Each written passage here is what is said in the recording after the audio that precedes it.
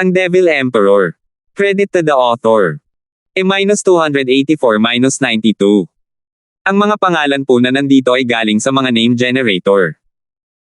Kung meron man pagkakatulad sa mga pangalan ng tao o lugar at pangyayari, ito ay tunay na hindi sinasadya. Simula nang matanggap ni Clara ang hamon ni Timur, hindi gumalaw ang kanyang pangkat sa kanilang pwesto, nakatayo lamang sa tabi ng batong labasan sa loob ng luntiang kagubatan. Tanging ang mga lalaking nasa ilalim nila ang tumatakbo parut-par ito upang hanapin si Ethan. Ngunit kahit na matapos ang 9 na araw, wala ni isa sa kanila ang naghatid ng magandang balita. Lalo lamang itong nagpababa ng kanilang loob dahil hindi nila alam kung kailan nila mababawi ang kahihiyang ito. Hindi na ito maaaring magtagal pa dahil baka bumagsak ang kanilang moral. Wala nang saysay na ipagpaliban pa ang esoteric debate na ito at mas mainam na umuwi na lang. Ha! Bamantong hininga ang lahat. Sino ang mag-aakala na ang esoteric debate ay magiging ganito kalupit sa kanila para ibigay ang lahat ng kanilang pag-asa sa iisang tao lamang? Ang mga manunood sa kabila ng National Elemental Stone ay mukhang sabik na sabik. Maging ang Drifting Flowers Edifices o ang Regent Estate ay umaasang makita sina Timur at Ethan na maglaban upang makita kung sino ang tunay na mananalo sa huling labanang ito. Nasa unahan ng labasan na gawa sa kahoy at bato. Oo, naghihintay doon si Lord Shu kasama ang iba pa. Isang pamilyar na boses ang pumasok sa kanilang mga tainga. Nagningning ang kanilang mga mata at tuwang-tuwa nang makita ang magkapatid na Dalton na inaakay si Ethan. Maging sina Dexter, Abigail at marami pang iba ay naroon din. Tuwang-tuwa sila nang bigla silang pinalibutan. Tuwang-tuwa rin si Trent sa kanyang pagtawa, hahaha, nandito na kayo sa wakas. Mabuti na lang at maayos na kayong lahat. Hahaha, ganyan talaga kumilos ang magkapatid na dumaan sa impyerno, tuwang-tuwa na nagkikita. Ang saya ko na hindi ako nakapaglakbay ng libu-libong milya ng walang kabuluhan. Huwag kang matakot. Ngayong nandito na ako, pagagandahin ko ang lahat. Tingnan mo kung paano ipapakita sa iyo ng kapatid mo ang kanyang kapangyarihan at karangyaan. Ngumiti si Ethan at ibinuka ang kanyang mga braso habang naglalakad papunta kay Trent. Para lamang maalis ang kamay niya habang diretsyong papunta ang lalaki kina Abigail at sa mga kapatid nito, Abigail, simula nang maghiwalay tayo sa teleportasyon, hinanap kita sa langit at lupa. Labis akong nag-aalala. Hanggang ng loob ko na ayos ka na. Humugat ng malalim na hininga si Trent na hindi niya alam na pinipigilan niya pala. Kumunat ang noo ni Ethan at mataman na tiningnan ang lalaki, Trent, wala ka bang pakialam kung ano ang nangyari sa mahal mong kapatid? Ikaw, isang halimaw. Sarili ko lang ang mahalaga sa akin, hindi ikaw. Singgal ni Trent. Natawa ang iba sa kanilang mga kalokohan. Pero galit na galit si Ethan, wala nang ibang hinangad kundi si Pain siya kung saan hindi sumisikat ang araw. Ang pinakamababa mo lang magagawa ay magpanggap, unggoy. Ganito na ba ang ugali ng isang kapatid ngayon? Wala ka talagang alam na ibig sabihin ng brothers bago ang mga babae. Nakita ni Michael Dalton si Ethan na nagtatampo at naalala niya si Ken, hahaha, kapatid na Kindstone, natatandaan mo ba ang ating pag-uusap sa Drifting Flower City? Ganitong klase ng hayop ang isang tao. Ganoon ka rin kaya subukang umunawa. Nakatitig sa kanya, hindi ipinakita ni Ethan ang kanyang pagkairita, hindi ako katulad ninyo na pit pony. Hindi ako yung tipo ng babaeng basta na lang ibibigay ang puso ko sa kahit sinong babaeng makita ko. Tumawa si Michael, alam na alam niya kung ano ang iniisip nito. Minsan kahit ikaw mismo ay hindi mo nakilala ang tunay mong sarili. Lumingon si Michael kay Clara at yumuko, Edifice Lord Chu, nahanap ko na si Ethan. Tumanggaw si Clara at hindi inalis ang tingin kay Ethan. Lumapit siya ng may malamig na titig. Nakaramdam si Ethan ng matinding pagnanasang pumatay sa kanya at nakita niya itong papalapit na may malamig na titig. Nanginginig sa di malamang dahilan, nakaramdam pa nga ng takot si Ethan, ngunit nanatili siyang nakayuko. Alam mo ba kung bakit ka namin hinanap? Mahina ang tono ng boses ni Clara. Tumanggaw si Ethan ng mariin, oo naman. Kung gayon, ano ang tinatitigan mo? Umalis ka na. Panahon na para gawin mo ang iyong tungkulin bilang isang kakampi at magtrabaho. Nakatitig sa kanya ang walang awang titig ni Clara. Napakalamig nito na kahit siya ay nilalamig. Hindi sumagot si Ethan at lumipad na lang. Bamantong hininga siya sa loob. Matapos ang nangyari sa Dragon Cloud City, siguradong galit na galit sa akin si Clara. Mas mabuti na ang ganito. Magkakampi lang tayo, wala nang iba. Mas makabubuti para sa isang demonic emperor na tulad niya na alisin ang mga ganitong pasanin sa kanyang mga balikat sa lalong madaling panahon. Biglang nag-focus ang mga mata ni Ethan, at naglaho sa kanilang paningin habang binibilasan niya ang pagtakbo. Pinanood ni Clara ang pag-alis niya ng may galit sa mukha. Hindi man lang niya ako babatiin. Tumalon si Darcy at nahihiyang sinabi, Ate Clara, hindi ba't masyado kang mahigpit sa iyong sinta? Anong mahirap? Walang magandang maidudulot ang pakikipagtulungan sa isang lalaking malamig ang ulo na tulad niya. At ikaw, tigilan mo na ang pagtawag sa kanya ng mahal. Hindi siya karapat-dapat tawaging ganoon ng kahit sinong babae. Ibinaling ni Clara ang kanyang galit sa kanya at tumitig. Napaigtad si Darcy sa takot. Ito ang unang pagkakataon na nakita niyang sumulpat ng ganoon ang mayabang na si Clara. Tapos, may sumigaw ng isang hajajek. Abigail, napapaligiran ka ng 1,000 hukbo, nasaktan ka ba saan? Ipinakita ni Abigail ang kanyang pag-aalala matapos marinig ang nangyari sa kanya. Binaliwala ni Abigail ang kanyang pag-aalala, ayos lang ako. Dumaan si Kuya Kindstone at iniligtas tayo. Sinirapan niya ang kamay ni Alfred. Dahil nandito si Kuya Kindstone, walang makakahawak sa atin. Tumango ang iba pang mga bagong dating. Hindi nila agad malilimutan kung gaano sila kaligtas kasama si Ethan. Umiinit ang ulo ni Trent, nakakamangha ang gagaw na yan, at ang bulok na. Paano mo natitiis yan? Si Kuya Kindstone ang larawan ng kahinhinan. Kahit may mga taong kailangan niyang pagsabihan, mabilis niyang nalalampasan ang galit niya.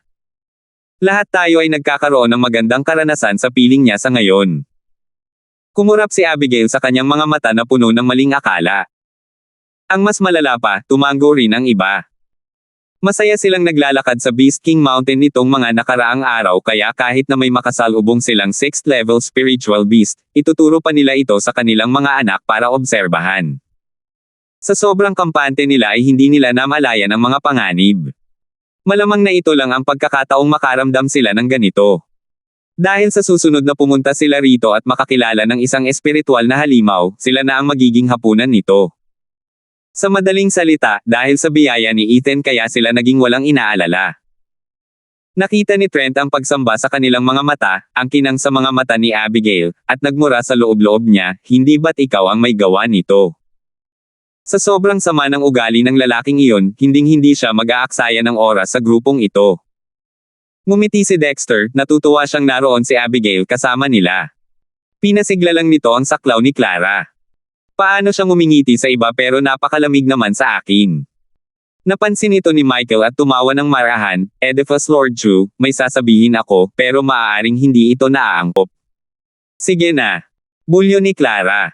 Nahihiyang sinabi ni Michael, Oedipus Lord Chu, alam mo rin ang mga nakaraan kong ginagawa. Ang paggala-gala ko mula sa isang bulaklak patungo sa isa pa, kahit mga dahon ay hindi ko iniwan. Natigilan siya sa pagsasalita. Natakot si Clara pabalik sa tamang landas nang magpaliwanag siya, Oedipus Lord Chu, huwag mong intindihin ng mali, tapos na ang lahat. Ngayon ay nagbukas ako ng bagong landas, at naging isang kuta ng kadakilaan at dignidad. Kung gayon, bakit mo pa binabanggit? Ang malamig na titig ni Clara ay tumago sa kumpiyansa ni Michael. Pinagpawisan sa takot si Michael, Oedipus Lord Chu, gusto ko lang sabihin na maaaring wala akong mga nagawa at mangmang pa rin ako sa maraming aspeto, ngunit pagdating sa romansa, wala akong kapantay. Sa aking pananaw, maaaring napupuno ng mga liryo si Kuya Kindstone, ngunit 3 lang ang nakakuha ng kanyang atensyon. At hindi niya man lang ito namamalayan. Oh! Tumaas ang kilay ni Clara, sige. Pinunasan ni Michael ang kanyang noo at sinabi, gamit ang aking kakaibang mga mata, napansin kong sila ay sina Andrea, Abigail, at ikaw, Oedipus Lord Chu. May iba pang mga babaeng hindi niya pinansin, kasama na ang aking kapatid, na labag sa loob. Bakit ako ang huli? Nag-iba agad ang mood ni Clara, sinisisi siya. Lalong pinagpawisan ang mga edifisyo ng mga bulaklak na naanod, walang galit ang impyerno dahil hinahamak ang isang babae. Hindi man lang pumapayag ang isang babae na kunin ang listahang ito ng mga pangalan kung hindi siya ang una. At si Lord Chu ng Edificio ay hindi rin ordinaryong babae, kundi ang pinuno ng mga Edificio ng mga bulaklak na naanod. Pero nakangiti pa rin siya, Edifice Lord Chu, kay wala itong kaugnayan sa lugar mo sa puso niya. Kayong tatlo lang ang nararamdaman niya. Huwag niyo sanang isipin ng mali. Tumanggaw si Clara, tinaas ang isang kilay. Napalunok ng tuyo, si Michael ay naging seryoso, pakiramdam ni Brother Kindstone ay may pananagutan sa pagkawala ng angkan ng Larsen na nagpapakita ng konsiderasyon ng isang kamag-anak. Tungkol naman sa pag-unlad sa isang bagay na higit pa rito, hindi ako sigurado. Tumanggaw si Clara. Palaging malamig at walang pakialam ang dating ni Ethan, ngunit palagi siyang mabuti sa angkan ng Larsen. Talagang inaako niya ang responsibilidad pagdating sa kinabukasan ng angkan. Sumulyap si Michael sa masayang si Abigail, kung tungkol naman sa batang si Miss Baker, siya ay inosente at walang muwang, isang pambihira sa mundong ito. Itinuturing siya ni Brother Kindstone bilang kanyang nakababatang kapatid na babae, bagaman mahirap sabihin kung mayroon pa silang anumang bagay sa pagitan nila. Tumingin si Clara nang may pagtataka habang sumili ang ngiti sa kanyang mga labi. Isa siyang inosenteng bata na kahit ang mga babaeng tulad niya ay maaawa sa kanya, hindi pa kasama ang ilang mga lalaking masasama ang ugali. Pagkatapos ay tinalakay ni Michael ang pinakasentro ng lahat at natatakot na sinabi, bagamat si Edifice Lord Chu ay isang babaeng may mabuting ugali, matayog at pino, karapat-dapat sa titulong Ascending Ice Phoenix. Ngunit itinuturing ka ni Kuya Kindstone bilang, ano? Naiinip na tanong ni Clara. Nagngalit si Michael, binabaliwala mo siya. Namula si Clara at isang matamis, malagkit, matabang kaligayahan ang bumalot sa kanyang puso. Hindi ba't paghagupit iyon, sa ilalim ng hinlalaki ng asawa? Kaya ako ang pinakamalapit sa puso niya sa kanilang tatlo. 285. Tatlong pagsabog ang nakagambala sa maayos na paglalayag ni Ethan. Lumala ito ng husto kaya muntik na siyang mahulog sa hindi inaasahang lugar. Higit pa ito sa simpleng pagmumura, gusto na nila siyang balatan ng buhay. Sino ba ang galit sa akin ng labis? Si Clara ba? Ang galit ba niya ay higit pa sa impyerno? Nanginginig sa kaibuturan, inalis ni Ethan ang naisip. Hindi niya alam na wala itong kaugnayan kay Clara, ngunit ang taong may pananagutan ay ang kanyang kapatid na karelasyon. Sa katunayan, ang kanyang intensyon ay hindi naiiba sa pagsuntok kay Ethan. Salamat sa Diyos at wala siyang ideya sa sinabi ni Michael, kung hindi ay magpapanik siya, ang lalaking ito ay halos walang talento, ngunit isa siyang tunay na doktor ng pag-ibig. Paano mo nalaman kung sino ang hinahanap-hanap ng puso ko bago pa ako? Kahit na kinailangan niya itong handgun dahil sa husay nito, kahit na umiwas lang si Michael sa tubig at hindi talaga lumubog. Patuloy na lumilipad si Ethan sa kalituhan. Hindi nagtagal ay nakarating siya sa kanyang destinasyon at pinakawalan ang kanyang discerning field. Nagningning sa tuwa ang mga mata ni Ethan. Wala roon si Timor, ang pinakamalaking sakit ng ulo. Wala nang mas hihigit pa. Pupunta siya roon at aalisin muna ang mga peste. Dahil kung maglalagay sila ng bitag, gugugulin nila siya ng walang katapusan. Hindi iyon magagawa, hindi iyon magagawa. Naalala niya ngayon ang babala ni Dexter. Si Timor at ang mga kasama ay may espesyal na iniisip para sa kanya. Pinabayaan lang iyon ni Alfred nang mawala siya sa kanyang katinoan at nagduda si Ethan kung gaano siya katalino para sadyang linlangin ito. Isinapuso rin ito ni Ethan. Maaaring taglay niya ang Divine Eye of the Void bilang kanyang alas sa pag-alis sa halos anumang sitwasyon, ngunit hindi siya handang sumugal ng hindi kinakailangan. Ang matagumpay na pagmamataas ay nagbubunsod ng isang nakakahilong pagbagsak. Sinigurado ni Ethan na hindi kailanman gagawa ng isang simpleng pagkakamali tulad ng pagpapahintulot sa kapangyarihan na mapunta sa kanyang ulo. Kumislap ang anyo ni Ethan at sa sumunod na segundo ay dumagundong ang kulog na nagpaulan ng alikabok. Natarante silang lumingon sa mga tao. Dahil tanging mahihinang miyembro lamang ng ikatlong at pangalawang uri ng angkan ang nasa paligid, ang malakas at di inaasahang ingay na ito ay nagpakilabot sa kanila. Pero nang hamupa na ang alikabok, napabuntong hininga sila. Salimbay na demonic dragon, Ethan.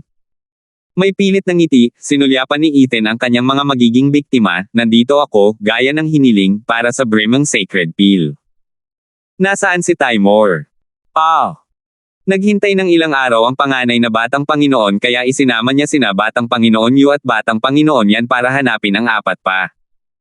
Ginoo, bakit hindi mo sila hintayin? Isang tapat sa Diyos na lalaki, marahil ay inosente, ang walang takot na nagsalita. Pinakalma nito ang pag-aalala ni Ethan. Lumawak ang kanyang ngiti, maiintindihan ko ba na pinagtanggol mo ako? Hindi. Kahit kailan. Ikaw yan. Galit na galit ako ngayon, at nakamamatay ang mga kahihinatnan. Pinutol siya ni Ethan gamit ang kanyang uhaw sa dugong tingin. Ngayon, sino sa tingin mo ang dapat kong unang patayin?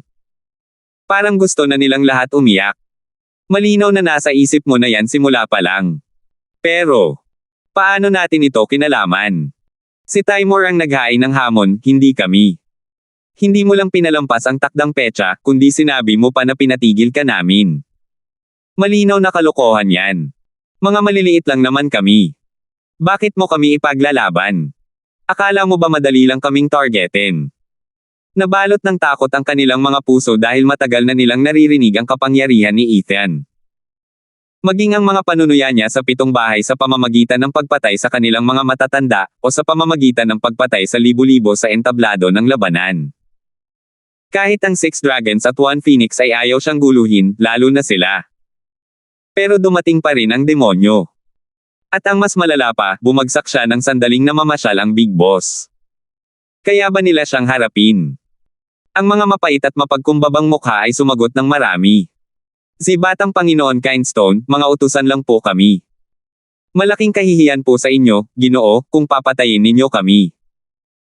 May nagsalita sa mahinahong boses, medyo kakaiba kapag nakikita ang nakakatakot na mga titig ng iba. Yumuko ang iba at palihim na nag-thumbs up sa kanya. Ang linyang ito ay isang mahusay na pangharang sa karamihan ng mga malalaking tira. Dahil nagdulot ito ng hindi magandang lasa sa kanilang bibig kapag naririnig nila ang mga chismis tungkol sa kanilang pangungutya sa mga mahihina. Kung mas malakas ang lalaki, mas malaki ang pagpigil. Kunin natin halimbawa ang 6 na dragon at isang phoenix.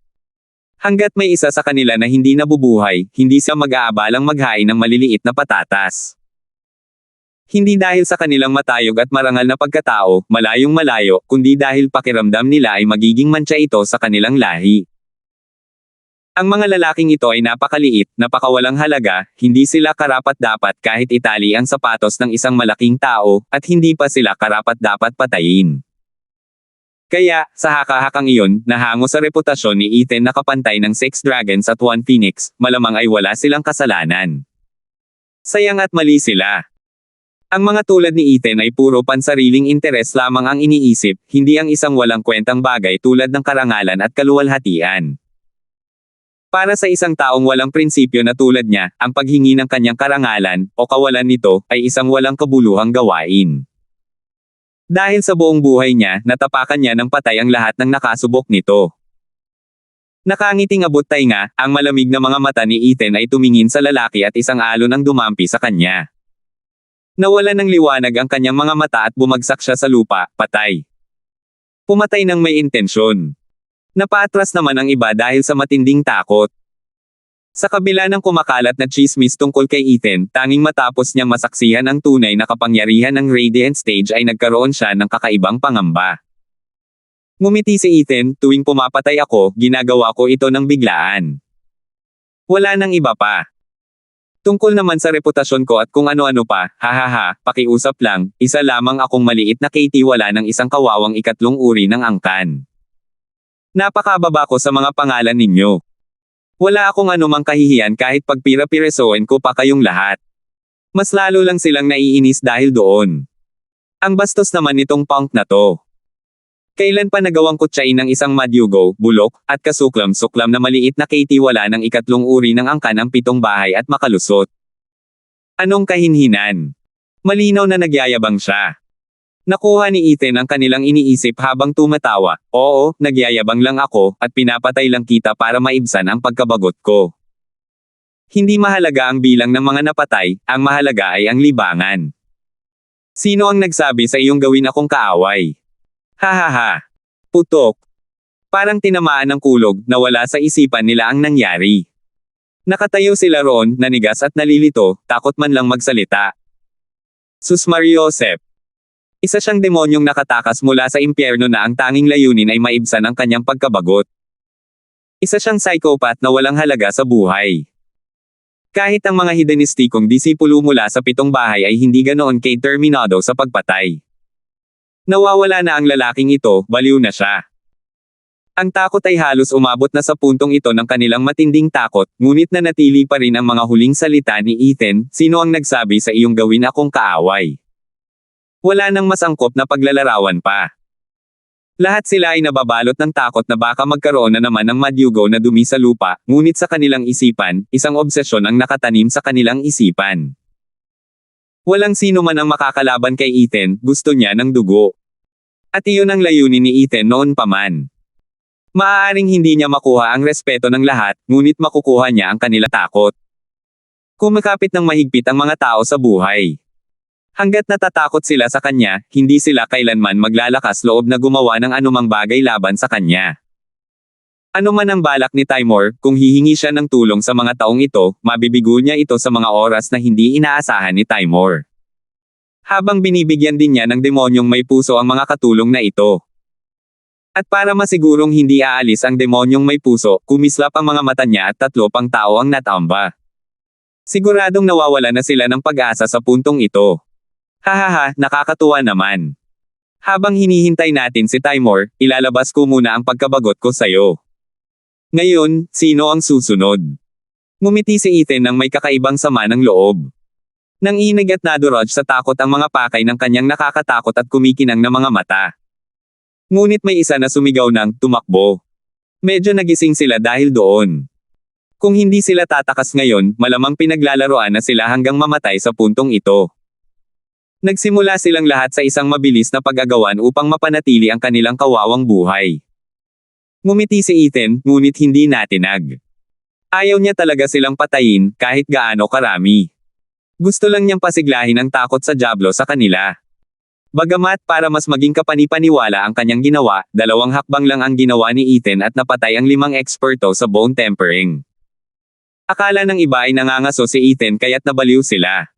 Dahil sa dami nila at isa lang siya, tiyak na may makakaligtas ng buhay. Tama ba? Umaasa ang bawat isa na siya ang maswerteng mananalo. Ipinagdasal din nila ito, hindi bumagal kahit 1 segundo. Humagalpak ng tawa si Ethan mula sa likuran, ibinahagi ang mga kakilakilabot na mangyayari sa kanilang mga kaluluwa. Natagpuan niya silang halos wala na sa kanyang paningin, ngunit ang tanging nagawa niya ay umiling.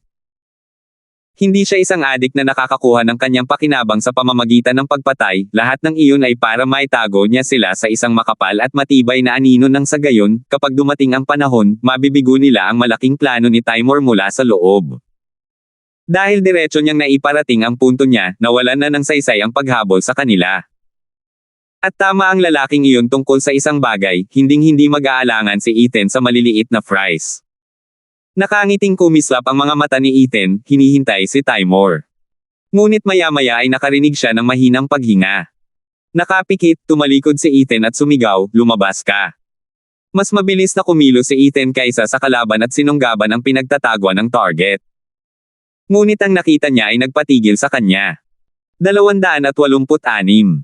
Fulton. Sigaw ni Ethan. Si Fulton ang pinakamamahal na estudyante ng Vicious Pill King. Bukod sa iba pang dahilan, nang mapagtrabaho niya si Sam, pinagbantaan din niya ang buhay ni Fulton, na kalaunan ay naging dahilan ng pagkakulong ni Sam. Halata kung gaano kahalaga kay Elder yan ang bata. Kaya, bilang isang mabuting kaitiwala, naghahanap si Ethan ng pagkakataong mahikayat si Fulton na lumipat din ng panig, at pagsamasamahin muli ang guro at disipulo sa isang malaki at masayang pamilya. Bagamat walang dumating na pagkakataon hanggang ngayon.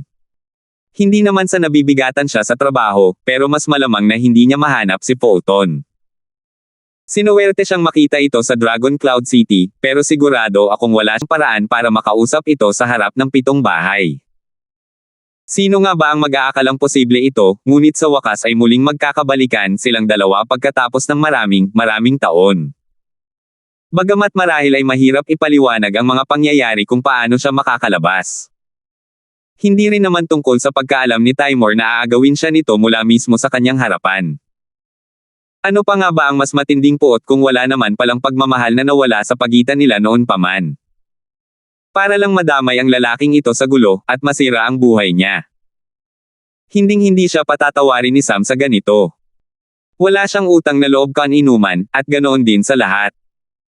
Nakahawak si Fulton sa binti ni Ethan ngunit napagtanto niyang hindi pala papatayin ng demonyo. Tumingin siya ng kakaiba at tumigil sa panginginig, sinusubukang pakalmayan din ang kanyang naliligaw na puso. Dahil sa takot na baka mapatay siya ng matindi dahil sa panunukso niya kanina, agad siyang sumilip pagkadating ni Ethan. Nang marinig niya ang gusto nitong magsaya kapalit ng buhay ng iba, na siyang nagdudulot ng matinding takot sa puso niya, hindi man lang siya makagalaw. Ang tanging pag-asa niya ay makaalis ang demonyo kapag napagod na siya sa pagpatay. Sino ang makakaalam na kapag humupa na ang lahat, ang demonyo mismo ang hahabulin siya. Natagpuan pa niya ang kanyang nakatagong lungga na parang wala lang. Tinakot siya nito. Pero ang pagkaalam na walang balak si Ethan na saktan siya ay nagpalakas ng loob niya, marahil ay may kinalaman din dito ang pagkamatay ng kanyang amo. Inilabas ni Fulton ang kanyang baba at sumigaw kay Ethan, "Humph, demonyo ka. Nangangako akong maghihiganti sa pagpatay sa aking amo. At paano nga ba talaga?" Tinaasan Ethan ang isang kilay. Nang hina ang kanyang loob, nagngalit si Fulton sa kahihiyan, "Oo, sa aking kapangyarihan ay hindi kita matatalo. At ngayon ay nasa iyong mga kamay na ako. Patayin mo ako kung may lakas ka ng loob. Payagan mo akong pumunta sa aking Panginoon. Hindi ako karapat-dapat na maghiganti, ngunit ang pinakamababa na magagawa ko ay ang maglingkod sa kanya sa ilalim ng lupa." Tumanggaw si Ethan sa loob. Duwag at malabog ang bata, pero mabait siya sa amo niya, ibibigay ko sa kanya ang halagang iyon. Naiintindihan ko kung bakit siya minahal ni Elder yan. Manalig ka, hindi kita papatayin. Tungkol naman sa iyong Panginoon. Magpapaliwanag na sana si Ethan, ngunit may biglang ingay na pumihil sa kanya. Whoosh! Apat. Figure ang lumapag 100 metro mula kay Ethan, kung saan nangunguna si Timor. Ang tatlo pa ay sina Baron, Lucian at Alfred. Mukhang seryoso ang tatlo habang si Timor lang ang nagayos. Ngunit walang paraan para maitago ang nag-aalab na gana sa pakikipaglaban sa kanyang mga mata. "Nandito ka na," sabi ni Timor. Ngumisi si Ethan, "Paano ko naman matatanggihan ang imbitasyon ng batang Panginoon na si Dunford?" Habang pinagmamasdan ang 12 bangkay sa paligid, sinabi ni Timor, "Ikaw ay isang soaring demonic dragon sa pangalan at katotohanan. Hindi mo patatawarin kahit ang mahihina. Humph, sa lakas mo, pinapahiya mo lang ang sarili mo sa sobrang katangahan." Ibinuga ni Lucian ang kanyang galit. "Nagkibit-balik lang si Ethan, nagbibiro lang ako. Huwag mong sabihing sulit silang iyakan." "Syempre hindi. Pero ngayong nandito na ako, kung gusto mo pa ring maglaro, sumama ka sa akin." Umiling si Timor, halos walang pakialam sa ilang mababang buhay. Pagkatapos ay humarap siya kay Fulton, "Patayin mo ang bata kung gusto mo. Pagkatapos ay tuturuan kita ng tunay na kapangyarihan." Nanginig si Fulton sa galit. Simula nang mamatay ang kanyang amo, tinatrato na lamang siya na parang mga karaniwang miyembro ng pangatlo at pangalawang uri ng angkan. At hindi lang si Timor ang humamak sa kanya, maging si Baron ng kanyang angkan ay hindi nagsalita para ipagtanggol siya. "Hahaha, isa na akong tunay na pariah ngayon. Hindi na mahalaga iyon ngayon. Para sa amin, mga guro at disipulo, ang mamatay sa kamay ni Ethan ay nararapat lamang. Mabuti na lang at kaaway namin si Ethan. Kung namatay ako dahil sa mga miyembro ng aking angkan, mamamatay talaga ako ng may pagsisisi." Nalungkot si Fulton at ipinikit ang kanyang mga mata. Maaaring akala niya nga, pero paano niya nagawang bitawan ito ng ganoon kadali matapos siyang palayasin ng kanyang bahay? Ang kanyang puot ngayon ay nagbago mula kay Ethan patungo sa parehong bahay na nagpalaki sa kanya. Tumanggaw si Ethan. Hinawakan niya ang leeg nito, binuhat, at inikot. Sinadya man o hindi, nagkataon lang na naharang nito ang paningin ni Timor. "Fulton, isang lalaking puno ng iyong kalungkutan at emosyon, ang pagpapahintulot sa iyong mabuhay ay magpapatama sa sakit. Hihihi. Gustong-gusto kong makita ang aking mga kaaway na naglalakbay sa buhay na may sakit at pagdurusa. Hindi kita papatayin ngayon. Ngunit kung nananabik ka pa rin sa kamatayan, hanapin mo ako. Ipapadala kita sa impyerno, upang makita ang multo ng iyong Panginoon." Nagtapos ang mga Ethan sa isang mabigat na tono at isang sampal sa dibdib ni Fulton. Hindi napansin ng iba, nagsuot din siya ng jade sa kanyang damit. Nanlaki ang mga mata ni Fulton, ngunit nakita niya ang malabong ngiti ni Ethan. Tandaan mo, kung sa tingin mo ay napakahirap ng buhay, hanapin mo ako. Tiyak na ipapadala kita sa impyerno, sa iyong Panginoon. Pagkatapos ay itinapon siya ni Ethan. Marumi at kawawa si Fulton, ngunit nagliwanag ang kanyang mga mata at napahawak sa kanyang dibdib. Mukhang nagdududa si Timur. Ethan, hindi kita nakilala dahil sa awa mo, lalo na't nasasayang lang ang buhay mo. Ano pa nga ba ang masasabi ko, isa akong santo. Nagkibit balikat si Ethan. Umikot ang mga mata ng lahat. Kung isa kang santo, ang buong mundo ay puno ng mga demonyo. Nakapikit, naglaro si Timur, dahil ayaw mong matamaan ang huling suntok, hayaan mong tulungan kita. Hinampes ng palad ni Timur si Fulton.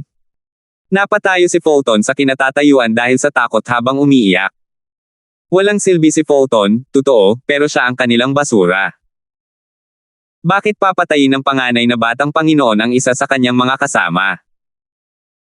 Malapit nang maihi si Fulton nang huminto ang malakas na hampas nito, ilang pulgada lang ang layo mula sa kanyang ulo. Ginulo ng hangin ang kanyang itim na buhok, ngunit naparalisa rin siya. Nakapikit at lumingon si Timur kay Ethan na pinagmasdan ang pag-atake ng may interes, alam na alam ang ginagawa nito. Tila hinikayat din niya si Timur na tapusin ang pag-aaksaya. Para bang sabik siyang makitang nagwawala ang mga kaalyado. Binawi ni Timur ang kanyang palad, nakatitig pa rin kay Ethan. Nagkamali ba ako? Anong problema? Bakit ka titigil? Puno ng kasabikan na udyok ni Ethan sa kanya. Sinabi ni Timur, wala siyang silbi at gusto ko rin siyang harapin, pero alam mo ba, pakiramdam ko rin ay isa akong santo. Humagalpak ng tawa ang dalawa. Habang ang apat na saksi ay nakatingin ng may takot. Napakasama ba ng dalawang mapang-uyam na ito para tawagin ang kanilang mga sarili na mga santo? Humph! Bumabagsak na ang lahat, pareho. Siyempre, itinatago nila ito sa kanilang sarili kung alam nila kung ano ang makabubuti para sa kanila.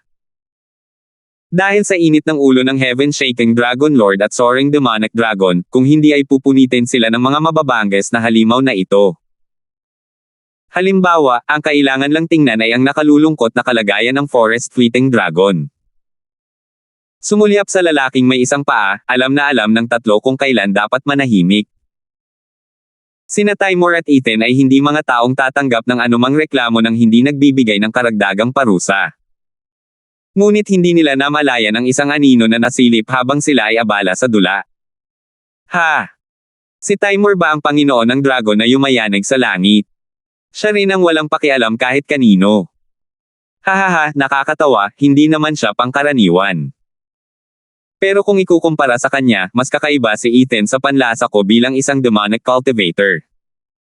Maganda ang kapangyarihan, maganda ang mga kasanayan, pero sino ang mas malakas sa kanila? Hindi ako yung tipo ng taong mamumulot ng basura at babawi sa natalo. Hajejek na nagsalita ang anino na parang kumukuha ng mga alagang hayop. Sino ang mag-aakala na nagsilang si Titans ng napakaraming magagandang bagay?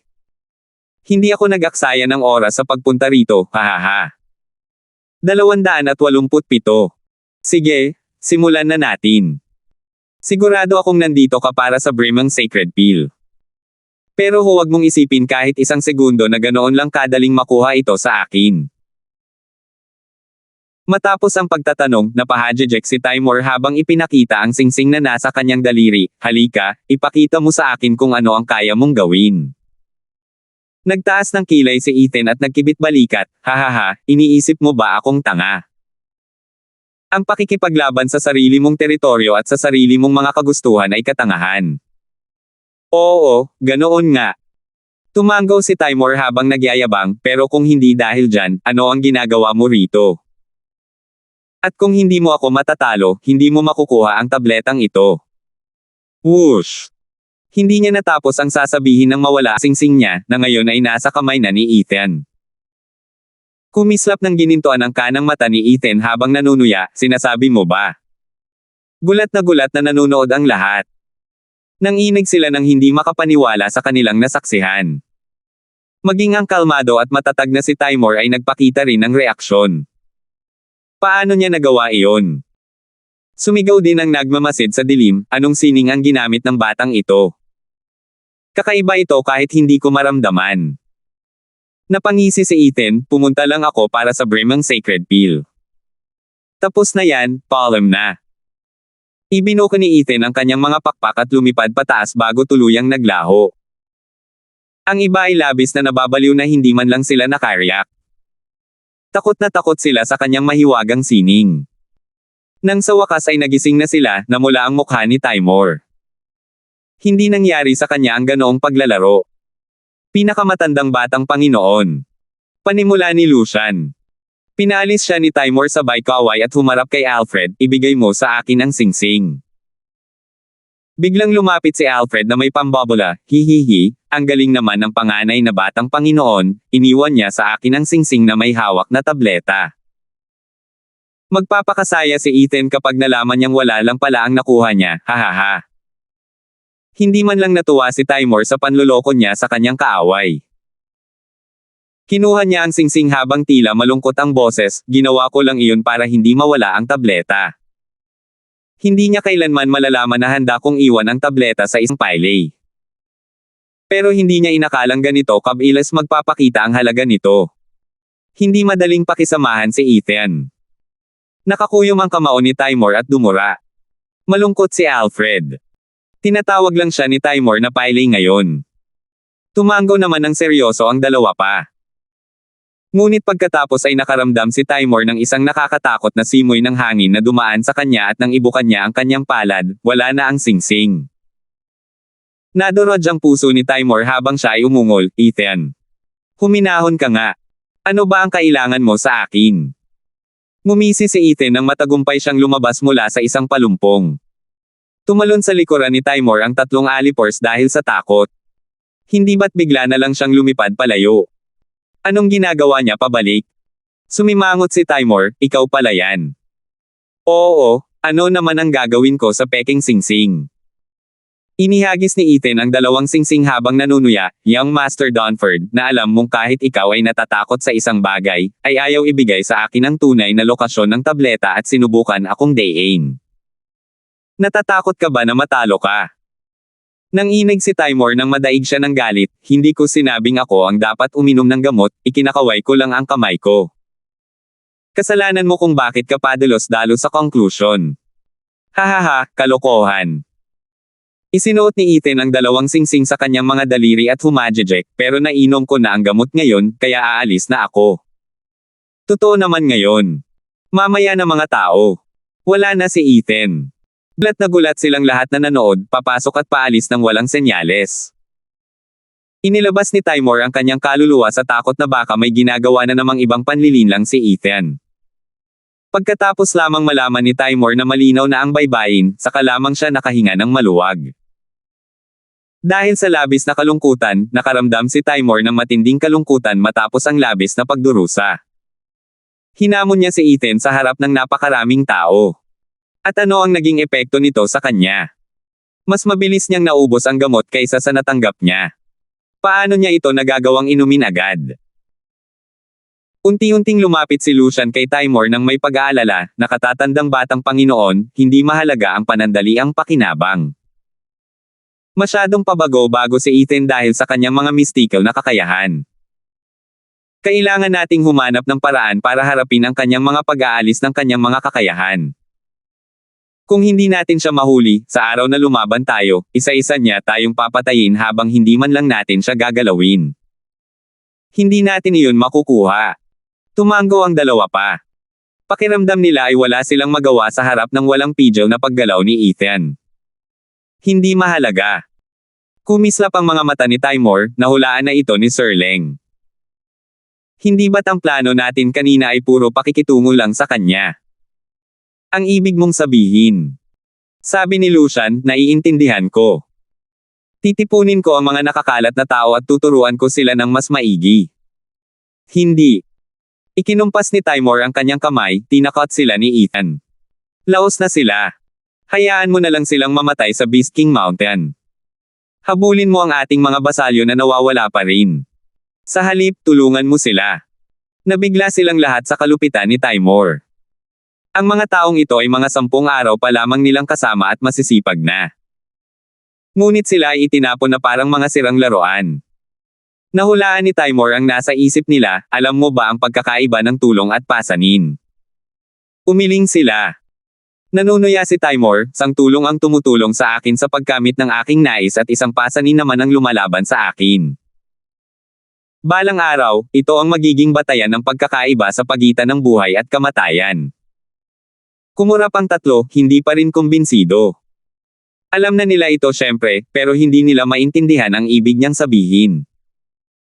Natatawang sabi ni Timur, dati pa sana nila ako tutulungan sa pagharap sa mga nilalang na ito. Pero ngayon, takot na takot sila kay Ethan at magiging abala sila sa atin.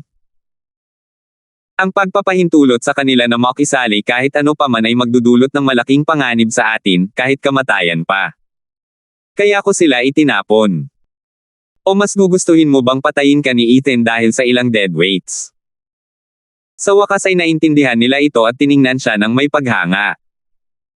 Si Timur ang pinakamatandang batang Panginoon dahil sa isang dahilan. Ang lalim ng kanyang kaalaman, ang galing ng kanyang tuso, parang isang tunay na emperador. Tumango ang anino mula sa malayo, natutuwa sa ugali ni Timur. Sumulyap sa kanila si Timur at nagpatuloy, Lucian Yu, hindi ka ba nagtataka kung bakit ko pinakawalan ng grupo ng Drifting Flowers Edifices? Hahaha, sasabihin ko sa iyo. Dahil lahat sila ay pasanin ni Ethan. Kung mamamatay sila, si Ethan ay hindi na makontrol, kahit sa atin.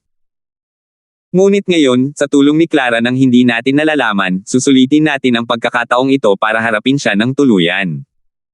Nag-thumbs up naman silang tatlo.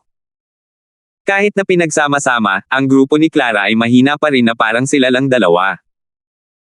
Samantala, kung maiiwan si Ethan, maaaring balang araw ay anihin niya ang kanilang buhay. Ang paggamit sa mga taong ito para itali si Ethan ang pinakamagandang pagpipilian. Isa itong napakalinaw na patibong na kahit si Ethan ay walang nagawa kundi ang tumalon agad. Nagningning ang mga mata ni Timur, muling nakontrol ang sitwasyon. Samantala, si Ethan ay naglalayag sa himpapawid, ngunit hindi niya naramdaman na siya ay panalo. Nahulaan na niya ang iniisip ni Timur, ngunit hindi pa rin niya magawang isantabi ang lahat ng mga taong iyon. At iyon ang pinakakaunting alalahanin niya.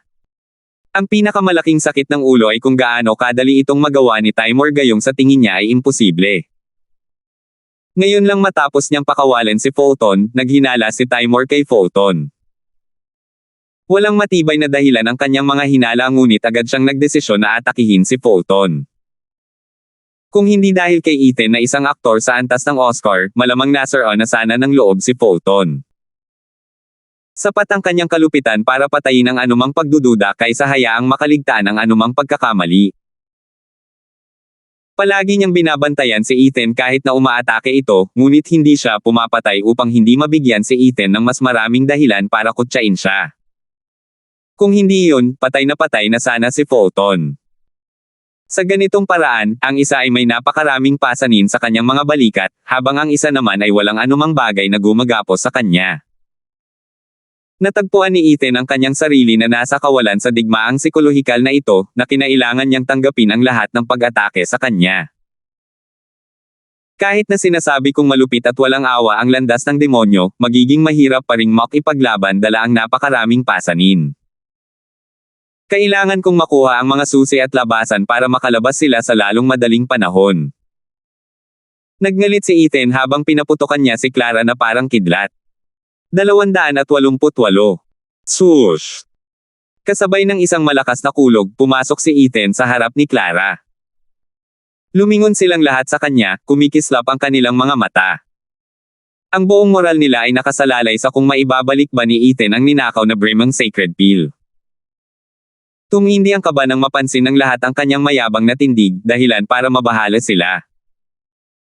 At ang mga manunood sa kabila ng kahoy na National Elemental Stone ay hindi naiiba. Ito ang unang paghaharap ni Ethan at Timur, ang pinakamalakas na duo sa labanang ito. Ang pagkatalo nila ay magpapabagsak sa kanilang moral at ang tanging matalinong pagpipian ay ang umuwi. Ngunit hindi doon natatapos ang lahat. Mawawasak ang tiwala ng kanilang mga basalyo sa tatlong bahay na magpapahina sa kanilang imahe sa paningin ng mga tao. Ito ang pinakamasamang resulta dahil naapektuhan nito ang kanilang paglago, lalo na ngayon na ang isang ganap na digmaan sa paksayo ng Regent Estate ay nalalapit na.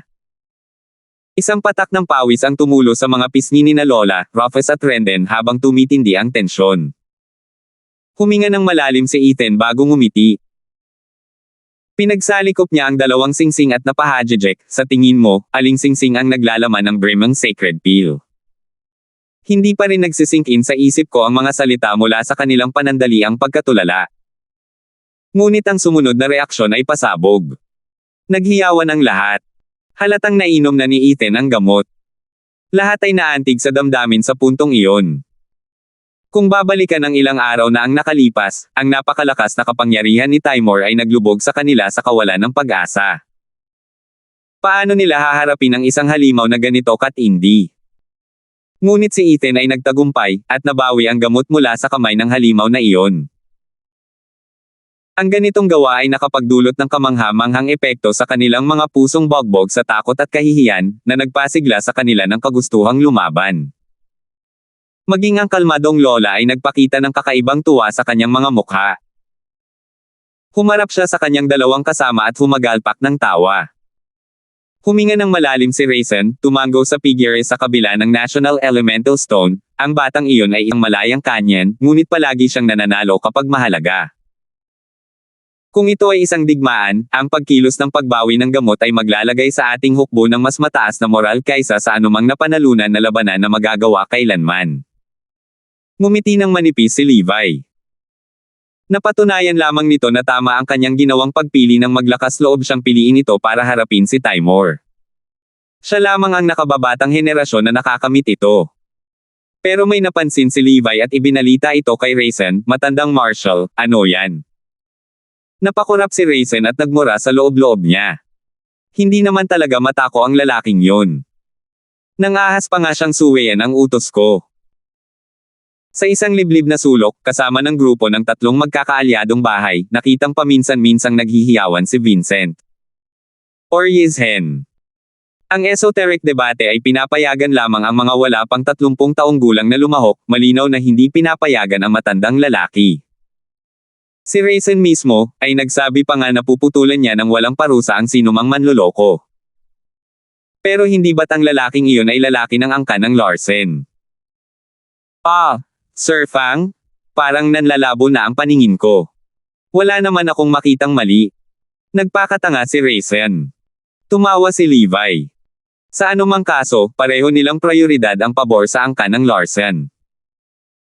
Pero sino ang mag-aakala na ang matandang Marshal, ang isang matatag at istriktong lalaki, ay magtatakpan ng angkan ng Larsen? Kailan pa nagkaproblema ang paningin ng isang Radiant Stage expert? Siguradong gusto niya talaga ang ganitong pagkiling ng panglima niyang inaanak. Hindi niya ito gagawin kung hindi dahil sa kung gaano kabuti ang lalaking iyon. Iyon ang pinakamabuti, dahil lahat ng ito ay para sa kapakanan ng kamahalan.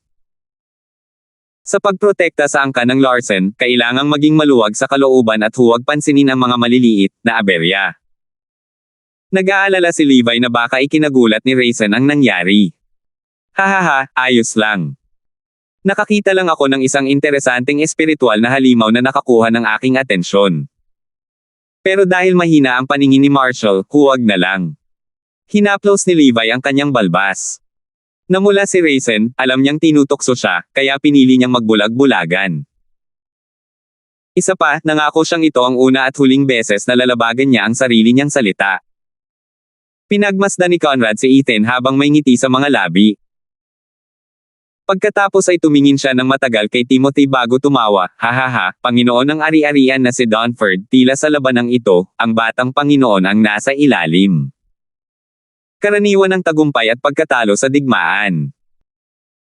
Ang Katie wala, ang unwanted controver na siling, ang nag-isip ng paraan upang tumugon sa pang-aasar ni Conrad. Hindi na nakakagulat sa Regent Estate ang nangyari, tila matagal na niyang nahulaan na matatalo si Timor.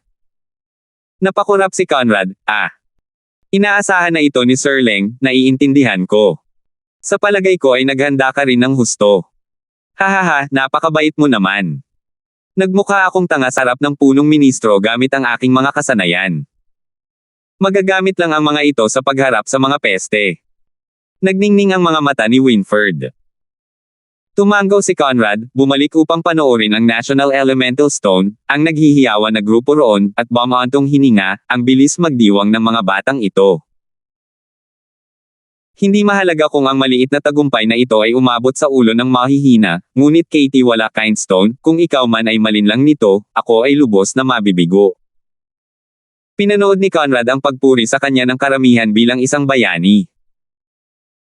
Kinuha ng lalaking tinutukoy ang bote ng Brimang Sacred Pill mula sa singsing at ipinakita ito sa lahat, nakikita mo ba ito? Bumalik akong matagumpay. Kita natin. Sumigaw silang lahat sa tuwa at paggalang. Kasabay ng isang nakakalokong ngiti, itinago ito ni Ethan sa sarili niyang singsing na ikinagulat ng mga tao. Ang tableta para sa ikawalong baitang ay isang kayamanan sa ganang sarili nito na kahit ang 7 bahay ay walang ganito. Ang pinakamaliit na nagawa niya ay buksan ang tapon para makita nila ito. Umubo lang si Ethan at iniba ang usapan, sige, tapos na ang palabas, maghiwalay na tayo. Kailangan nating hanapin ang iba pang mga tableta at susi. Ang layunin natin ay manalo sa esoteric debate na ito. Nako! Tumingin silang lahat sa kanya ng may madilim na mga mukha. Ethan, plano mo bang inumin ang gamot na yan? Kumunat ang noo ni Trent. Nagmukhang nasasaktan si Ethan habang nagmumura, Trent, ganito ba dapat kumilos ang kapatid ko, sa hirap at ginhawa? Wala ka bang tiwala sa akin? Ako ba yung tipo ng taong basta na lang nag-iisa? Ganoon na ba ako kamakasarili? Oo. Nagsalita na ang karamihan. Malamig na sinabi ni Trent, dahil ito sa walang katapusang mga problemang ating pinagdaanan. Kilalang kilala ko kung sino ka. Isara mo ang zipper mo at ibigay mo. Walang ligtas sa mga kamay mo, lalo na iyong tableta para sa ikawalong baitang. Sumama ang iba, ngunit biro lamang. Dahil si Ethan ang pinakamalakas doon, walang lugar na mas ligtas kaysa sa kanya. Nagkunwaring galit si Ethan, dahil wala kang tiwala sa akin, kakainin ko yan sa harap mo. Isa pa, nabawi ko yan sa sarili kong pagsisikap. Subukan mong agawin sa akin kung gusto mo. Stop! Pinagsiklap nilang lahat ang kanilang mga kamay. Mas lumalim pa ang sinabi ni Trent, nakikita mo ba? Mas kilala ko ang ugali ng lalaking ito kaysa sa pagkakakilala ko sa sarili ko. Kung ang pagmamadali ay isang pagkabigo, lilipat na lang siya sa daylight robbery. Hindi pa kasama rito ang anumang bagay na mapunta sa kanya ay hindi kailanman makikita ang liwanag ng araw. Nagtawanan ang iba. Punong-puno ng tuwa si Abigail, wala siyang pakialam sa halaga ng palamuting iyon. Ang kanilang nararamdaman ay tila isang malaking masayang pamilya, tinatawanan ang kanilang mga problema. Tila bumalik sila sa mapayapa at ligtas na mga araw ng All Beast Mountain Range ilang panahon na ang nakalipas. Ito ay lahat salamat kay Ethan. Nagtanim siya ng lakas ng loob sa kanilang mga puso habang pinapawi rin ang matinding takot na ibinalot sa kanila ni Timor. Napagtanto nila na kahit ang makapangyarihang si Timor ay hindi rin naman nagkakamali. Kahit papaano, naroon si Ethan para bigyan sila ng pagkakataong lumaban. Nang mawala ang saya, nagsimulang mag-usap ang mga punong disipulo ng 3 bahay tungkol sa mga seryosong bagay. Nagsimula si Troy, kapatid na Kindstone, ikaw ang pinakamalakas dito at naibalik mo na rin ang Brimang Sacred Pill. Kaya iyon na ito. Kung mas malakas ka, mas malaki ang tsansa natin. Tumango ang iba. Sabik silang lahat na makuha ito para sa kanilang sarili, ngunit dahil ito ay samsam ni Ethan, karapatan niya ito. Bukod pa rito, ang isang pinalakas na Ethan ay magbibigay sa kanila ng kalamangan sa pagpapakalat ng iba pang mga tableta. Ito ang pinakamagandang resulta para sa kanilang alyansa. Umiling si Ethan, hindi ko kaya, Kuya Graham. Akala mo ba talaga naghintay si Timor ng 10 araw para sa akin gamit ang tableta para sa ikawalong baitang imbes na kainin ito? Para lang nakawin ko ito. Kumunat ang noo ni Troy. Ngumiti si Ethan dahil hindi siya maglalakas loob. Ano? Gulat nilang tugon habang ipinaliwanag ni Ethan, matagal bago ito tuluyang maintindihan. Kung may dumating na kalaban sa oras na iyon, kahit kaunting pang-abala lang ay masasayang lang ito, kung hindi man ay magdudulot ng matinding sugat. Kaya bago pa man magkaroon ng malinaw na resulta ang ating mga labanan, walang panig ang handang kainin ito. Ang biglaang pagkaunawa ay nagbigay sa kanila ng panibagong pananaw kay Ethan. Dahil sa paalala niya, maaari na nilang pigilan ang hindi mapaglabanan na pang-akit ng Brimang Sacred Peel sa sandaling matagpuan nila ito. Labis silang nagpapasalamat na naiwasan nila ang kamatayan kung sakaling matagpuan sila ng kaaway sa ganoong kahirap na sandali. Malinaw na masyado silang nag-iisip ng mga bagay-bagay. Bakit naman aalisin ni Timur ang ganoong kasarap na pain at tutulungan na lang si Ethan? Hindi pa kasama rito, siguradong dadaan si Timur sa oras na may makahanap sa kanila, at kukunin ito. Hindi nila kailanman magkakaroon ng pagkakataong lunukin ito. Ang mga kaisipang ito ay nagpabuntong hininga kay Ethan, mas mabuti kung mas maaga ko silang pauwiin. 289. Mag-ulat. Isang sigaw ang pumukaw sa kanilang atensyon. Isang lalaking pawisan at punit-punit ang tumatakbo palapit. Lumuhad siya sa harap nila, mga batang amo, nahanap na namin ang lokasyon ng pangalawang Brimang Sacred Peel. Ha! Nabuhayan sila ng loob. Nakatulong ang payo ni Ethan pero kahit na ganoon, gusto pa rin nilang lumabas at uminom ng gamot. Ganoon lang ba kadaling palampasin ang pagkakataong ito? May pangako itong magkakaroon ng bagong Radiant Stage Expert sa kanilang bahay at mapapalaki ng malaki ang kanilang kapangyarihan. Pagkatapos ay dumating ang kanilang nagkakaisang sagot, saan? 50 milya ang layo, Killing Blood Marsh. Ikinuyom ng lalaki ang kanyang mga kamay. Tunay siyang nagbigay ng serbisyong karapat-dapat sa gantimpala. 5 araw na ang nakalipas, inatasan kaming hanapin ang batang Panginoon na si Kindstone. Nagkataon lang na may nakita kaming isang maliit na bote ng Brimang Sacred Peel sa lugar na iyon. Nagkataon man o hindi, ang tableta ay nasa malalim na bahagi na ngayon ng pugad ng isang third-level spiritual beast, si Blood Croc. Pinili naming magulat kaysa isugol ang aming buhay. Buhaya na may dugo. Nagdulot iyon ng bahid sa kanilang masasayang kalooban. Ang Blood Croc ay isang pangkat ng mga espiritual na halimaw, at napaka-teritorial. Sa kabila ng pagiging isang espiritual na halimaw sa ikatlong antas lamang, ang kanilang bilang ay nakahadlang kahit sa isang eksperto sa Radiant Stage na lumapit. Ang pinakamadaling paraan upang matukoy ang kanilang lakas ay ang pagtingin sa kung gaano kalaki ang pugad na ito. Nagsalita si Aaron, ilan? Nako, patawad sa aking pagkalimot. Mga 30,000 tao pala. Nauutol na sabi ng lalaki. Madaling makikita ang gulat sa mukha ng lahat. 30,000 Blood Crocs. Kahit 10 Radiant Stage Expert o 100 Profound Heaven Expert ay hindi makakalabas ng walang pinsala mula sa ganoong kaguluhan. Lalo na sa kanilang 2 hanggang 3,000 kalalakihan. Sa sandaling sumugod sila, pupunitin sila ng mga Blood Crocs. Kaya naman lahat sila ay humarap kay Ethan para makita ang kanyang pananaw dito. Ang lalaking tinutukoy ay nakakakilabot na kalmado, binabaliwala ang gulo gamit ang isang pagkaway, manguna kayo. Kapatid na Kindstone, kaya mo ba yan? Nagtinginan sila ng may pag-asa. Habang nakangiti ng malabo, nagkunwaring mahinahon si Ethan, hahaha, malalaman natin pagdating natin doon. At nagpatuloy sa paglalakad patungong Timog Kanluran. Dahil sa kanyang misteryo, gulat na gulat ang iba habang sinusundan siya. Hindi nakapagtataka na ang isang maliit at nakalimutang angka ng Larsen ay umabot sa ganitong antas. Ang lalaking ito ay talagang makapangyarihan. Palagi siyang nananalo sa kabila ng mga pagsubok. Sumunod agad sa kanya sina Dexter, Abigail, at ang 100 taong dinala ni Ethan. Sa unang 2, malinaw na pagpipilian ito, samantalang sa 100 taong sakop ng iba't ibang pamilya, hinabol nila si Ethan na parang mga tupa na humahabol sa isang pastol. Isa pa, ano ang magiging kaibahan kung nasa likod sila ng angka ng Larsen gayong ang mga bahay na kanilang nasasakupan ay pawang mga kakampi. Dapat ka man lang sumama sa iyong Panginoon kahit na ganoon. Hindi nila ito napigilan, lalo na't si Ethan ay isang tanglaw ng kaligtasan, handang sumunod sa kanya kahit saan nang may matatag na determinasyon. Sayang at hindi pa naging isang bahay ang mapalad na angka ng Larsen, kung hindi ay baka lumipat agad ng kampo ang mga taong ito. Kinukuha na ng bata ang lahat sa atin. Nakikita ko na kung paano matatapos ang esoteric debate. Kalahati ng ating mga basalyo ay handang sumunod sa angkan ni Larson. Bumantong hininga si Aaron. Nagkibit balikat si Troy, ganito gumagana ang karisma. Mapamakapangyarihang emperador man o pinuno ng angkan, kailangan nilang lahat magkaroon ng kaunting personal na magnetismo. Lahat tayo ay mayroon. Pero sa kaso ni Ethan, habang ang atin ay isang kislap lamang, ang kanya ay nagniningning na parang isang nagliliwanag na bituin. Sumunod din si Troy. Humajejek si Aaron sa likuran niya. Pinagmasdan ni Clara ng malalim ang mayabang at nag-iisang figure sa harap bago lumapit.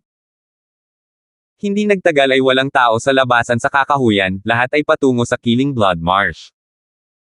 Nawala na ang kasiyahan ng mga manunood sa kabila ng kakahuyang National Elemental Stone kaya bumalik sila sa mga upuang inilaan ni Raisin. Habang iniisip kung paano nagawa ni Ethan na maibsan ang sakit ni Timur dahil sa tableta. Malinaw sa kanyang hitsura na walang suntok na naganap, kaya paano? Ang lalaking tinutukoy ay namamasyal na ngayon. Marahil ay hindi nawala ang pagod nitong mga nakaraang araw at lalo lamang siyang napagod na nagtapos sa mabagal na takbo ng kanyang mga lakad.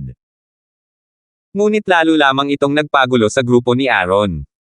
Sabik na silang makarating muna sa Killing Blood Swamp.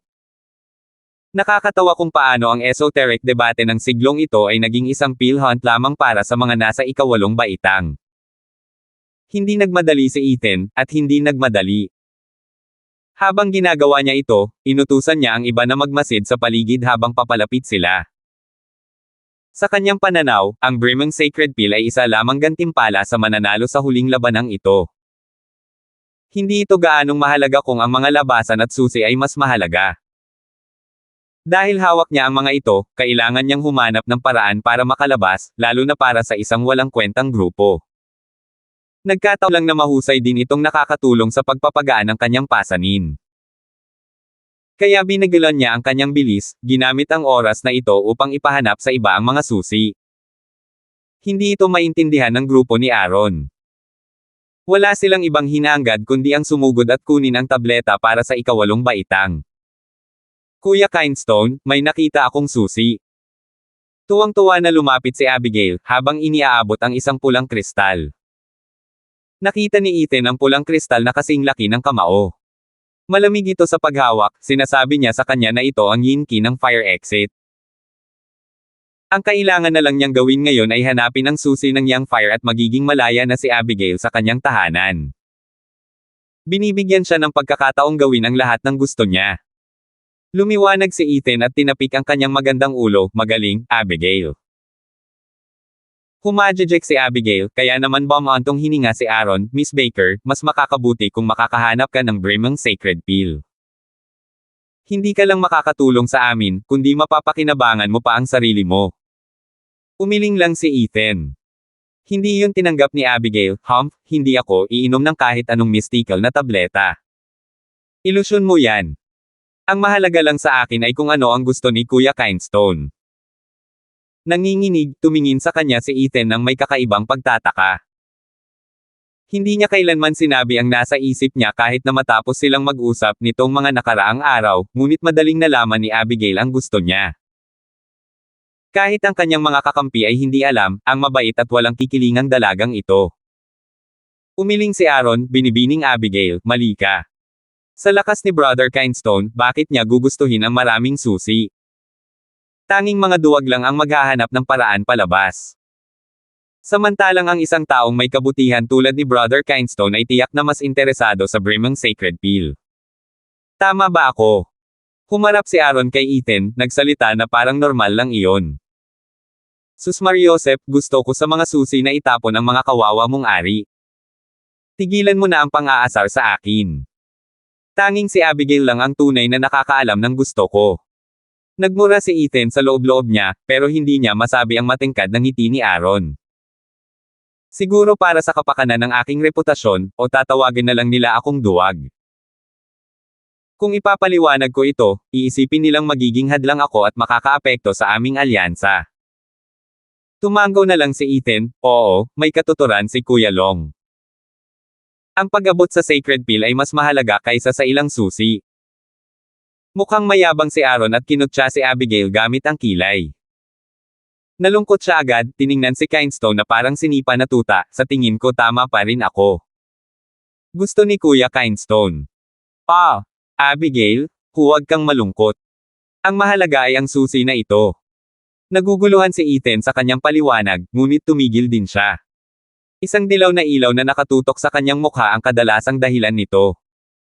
Madali itong nasalo ni Ethan at nakita niyang pareho pala ito ng pulang kristal, kahit dilaw. Tuwang-tuwa si Ethan, ang susi na yin metal. Lumingon si Ethan para tignan kung saan nanggaling ang kristal. Sino ang gumawa sa akin ng ganito kagandang serbisyo? Ipaliwanag mo. Pero hindi nagtagal ay inikat ni Ethan ang kanyang ulo ng hindi nagustuhan. Dinala ni Clara ang malamig niyang usok sa kanya, lumapit kay Abigail at dinala ito sa kung saan, halika, hanapin natin ang iba pang mga susi. Pero sabi ni Kuya Kindstone ayaw niya raw sa mga yan. Tigilan mo na ang pagbibigay pansin sa mga pagkukunwari niya. Single ni Clara. Nakaramdam ng lamig si Ethan, dalawa na sila ngayon ang nakakaintindi sa akin. Pinagmamasdan ni Aaron ang dalawang babaeng nagtataka, kakaiba yan. Normal lang sa isang inosenteng babae tulad ni Abigail na magkamali sa intensyon ni Brother Kindstone. Pero si Edifice Lord Chu ay isang pino at ambisyosong babae, kaya bakit pa siya nagsasayang ng oras sa paghahanap? Hahaha, ako ba ang tinatanong mo? Napatawa si Ethan ng mahina, tinatakpan ang buntong hininga sa kanyang puso. Tipikal siyang nag-iisang lobo, halos walang nakakaintindi sa iniisip niya. Pero ngayon, dalawang babaeng sabay na sumulpat na taliwas sa loika. Ito ba ang maalamat na kaibigan sa dibdib? Isang hajijek ang kumawala sa kanyang mga labi.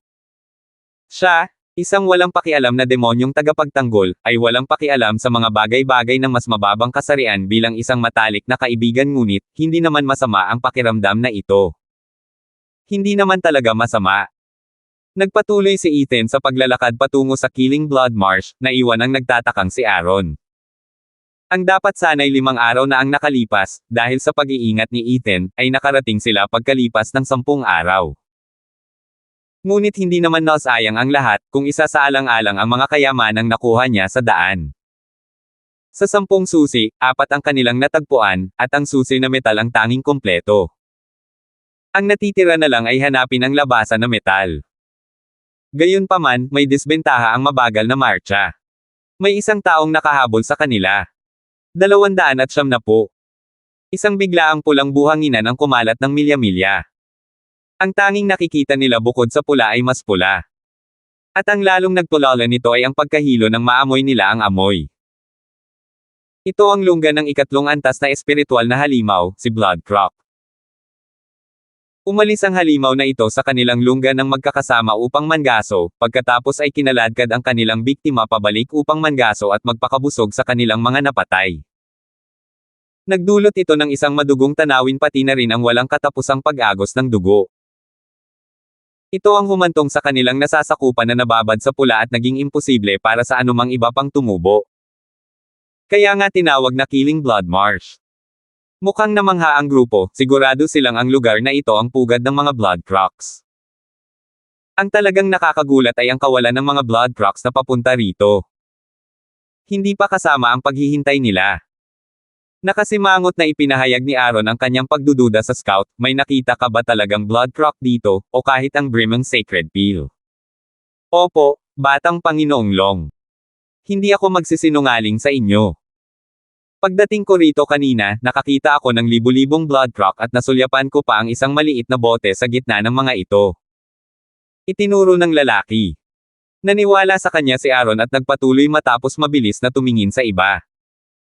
Ngunit di nagtagal ay kinailangan nilang tumigil muli at manginig. Naging seryoso ang kanilang mga mukha at kitang-kita sa kanilang mga mata ang gulat. Anong ginagawa ng halimaw na ito dito? Nasa gilid sila ng isang lumubog na lugar, kasama ang isang pamilyar na figure sa gitna nito. Kahit na tumingin sila sa kanyang likuran, hindi pa rin sila nahirapang makilala siya. Napakabagal. Ang tagal ko nang naghihintay dito. Nagpanggap si Timor na tumalikod at itinuro si Ethan na may natatawang sabi, hahayaan na muna kitang kainin ang unang tableta. Pero akin na ang pangalawa, hahaha. Lumubog ang mukha ng lahat. Ibig sabihin ba noon ay napunta na sa mga kamay ni Timur ang pangalawang tableta? Paano niya nalaman? Alam niya ang pakay natin at hinintay niya tayong makalabas. Mayroon bang especially iya sa atin? Nadama nila ang kakilakilabot ng sitwasyon. Sa mapanganib na lugar na ito, anumang panloob na tunggalian ay magdudulot ng mapaminsalang mga kahihinatnan. Dahil may nunal sa kanilang kalagitnaan, lalong lalala ang mga panganib. Lahat sila ay nagsimulang tumingin sa kanilang kapitbahay ng may mapanuring mga mata at naging mapagmatsyag. Anumang tiwala na mayroon sila ay nauwi sa usok. Malapit nang gumuho ang alyansang Tri-House. Nakangiting sinabi ni Ethan, wala kang dapat pagdudahan. Ako ang nagsabi sa kanya. Ikaw. Si Troy ang unang nagreklamo at tumingin sa kanya nang may pagkauhaw sa labanan, bakit? Inikat ni Trent ang kanyang mga mata at nagpaliwanag, kuya, kalokohan yan. Dahil siya ang pinakamalakas, kung gusto niyang maging especially iya, ginawa na niya iyon simula pa lang. Bakit pa niya sasayangin ang oras niya sa masalimuot na planong ito? Kung ganoon. Hindi ito naintindihan ni Troy. Tumawa si Dexter, pinagsasabi ni Kuya Kindstone na ang pagdududa sa isa't isa ay parang pagbili sa bitag ng kalaban at pagpapahina sa atin. Pag-uusapan natin mamaya ang tungkol sa usapin ng especially iya. Ngayon, oras na para magkaisa at lumaban tayong lahat. Tumanggaw silang lahat at binigyan ng mas malaking importansya ang angkan ng Larson. Hindi lamang ang makasalanan at mapanlinlang na si Ethan ang may lubos na pag-unawa sa sitwasyon. Ang magiging pinuno ng angkan ng Larson ay matalino rin. Nabuhay siya ayon sa kanyang pangalan bilang ikalimang inaanak ni Raisin. Kung isasaalang-alang ito, nalalapit na ang pag-angat ng angkan ng Larson. Tumanggaw rin ang mga nangungunang disipulo ng tatlong bahay bilang papuri. Bagamat lumago ng husto ang angkan ng Larson sa paglipas ng mga taon, at labis silang natakot, sabik pa rin silang makita kung ano ang mangyayari sa bagong silang na angkan na ito. Sa paningin ng karamihan, ang pinuno ng angkan at ang kanyang katulong ay nagliwanag ng may walang kapantay na liwanag. Kuya Kindstone, may mali rito. Sumulyap si Dexter sa paligid habang bumubulong kay Ethan, madalas abutan ang lugar na ito. Kailangan nating maging mas maingat. Tumanggaw si Ethan at pinagmasdan ang paligid, sa tingin mo, paano nila gagawin iyon? Isang pangharap na pagsalakay na may kasamang isang kirot, na sinundan ng isang pananambang mula sa likuran. Matigas ang mga mata ni Dexter, kumbinsido na nakikita niya ang pukana ng kalaban. Ngumiti si Ethan, natuto ka ng mabuti sa matandang iyon. Hindi mo ako binaygo. Ikaw at ang iyong koponan ang haharap sa likurang pag-ambush habang ako ang hahawak sa unahan. Sumugod si Ethan ng may kalmadong tingin. Nagulat si Dexter at saka tumanggo. Alam niyang ang pangunahing puwersa ng kalaban ay ang harapang pagsalakay. Ang pinili ni Ethan ay ang pinakamahirap at pinakamapanganib na misyon. Ngunit muli, nang maalala ang kinatatakutang kapangyarihan at mahiwagang kakayahan ni Ethan, napapanatag si Dexter. Saan pupunta si Ethan? Naiwan si Troy na walang malay, pati na rin ang marami pang iba. Hahabol na sana siya nang pigilan siya ni Dexter, hinihiling ko sa inyong lahat na makinig sa aking mga utos, upang hindi tayo matalo. Nang hamupa ang pagkabigla, tiningnan nila siya ng may pangungutya. Hinangaan nilang lahat si Dexter, ngunit hindi hanggang sa puntong mamangha sila sa binatang ito na walang kasing lakas na kapangyarihang taglay ni Ethan. Sino sa mga magiging Panginoong may lupa na ito ang hahayaang sabihan sila ng kahit isang maliit na tao kung ano ang gagawin? Kung mayroon mang tao mula sa angkan ng Larson na tatanggapin nila, si Ethan iyon. Pero hahayaan ba nilang kontrolin sila ng isang bata? Puro ungol lang ang natanggap niya. Naging seryoso ang mukha ni Dexter, alam niyang wala na siyang ibang magagawa. Bawat aspeto niya, maging ito man ay karanasan o kapangyarihan, ay kulang para magtiwala sa kanya ang mga henyo ng mga bahay na ito, lalo na ang pakikinig sa kanya. Ngunit sa mahalagang sandaling ito, isang malamig ngunit kaakit-akit na boses ang umalangaw-ngaw, desisyon ba ito ni Ethan? Gulat na tumangala si Dexter nang makita ang malamig at mapanuring mga mata ni Clara. Tumango siya. Nilinggan niya ang kahangahangang figure ng lalaki na naglalakad sa harap nila at bumantong hininga, kung gayon, ano ang plano mo? Naghiyawan ang mga tao dahil doon. Nakikinig ba talaga sa isang batang to ang engranding edifice na si Lord Chu? Maaaring gusto mo si Ethan at gusto mo ang pabor niya, pero huwag mong itapon ang reputasyon ng Drifting Flowers Edifices. Tiyak na nakinig silang lahat sa bawat sinabi ni Ethan. Kayang-kaya ng makapangyarihang soaring demonic dragon na makipaglaban kay Timor, di ba? Kaya ano ang dahilan nila para tretuhin ang isang batang iyon ng ganoon din? Ang dalawa pang bahay ay pigiling magbigay ng komento. Para kay Abigail, ang numero unong inosente sa mundo, na parang isang nag-iilusyon, ang mga masalimuot na epekto ng desisyong ito sa ibang mga pamilya ay hindi niya maintindihan nang sumigaw siya, Dexter, makikinig ako sa iyo. Nailigtas mo kami sa hindi pagkakasundo noong nakaraan. Maaaring hindi ka kasing level ni Kuya Kindstone, pero mas malakas ka pa rin kaysa sa mga lalaking ito, na ang alam lang ay kung paano matalo. Wala sa bokabularyo ni Abigail ang pagpipigil, kaya nag-alab ang mga mukha ni Aaron at Troy. Simula nang makarating sila sa Beast King Mountain, hindi pa sila nananalo kahit isang beses. Ninatalo ng may dignidad. At iyon ang katotohanan. Ang tanging nagawa lang nila simula nang pumunta sila rito ay isang malaking kalokohan. Mas lalo silang nahihiya ngayon dahil naroon si Abigail para tusukin ang kanilang mga sugat. May kinalaman din ito sa pagiging anino ni Trent na nagbabantay sa kanya sa bawat hakbang.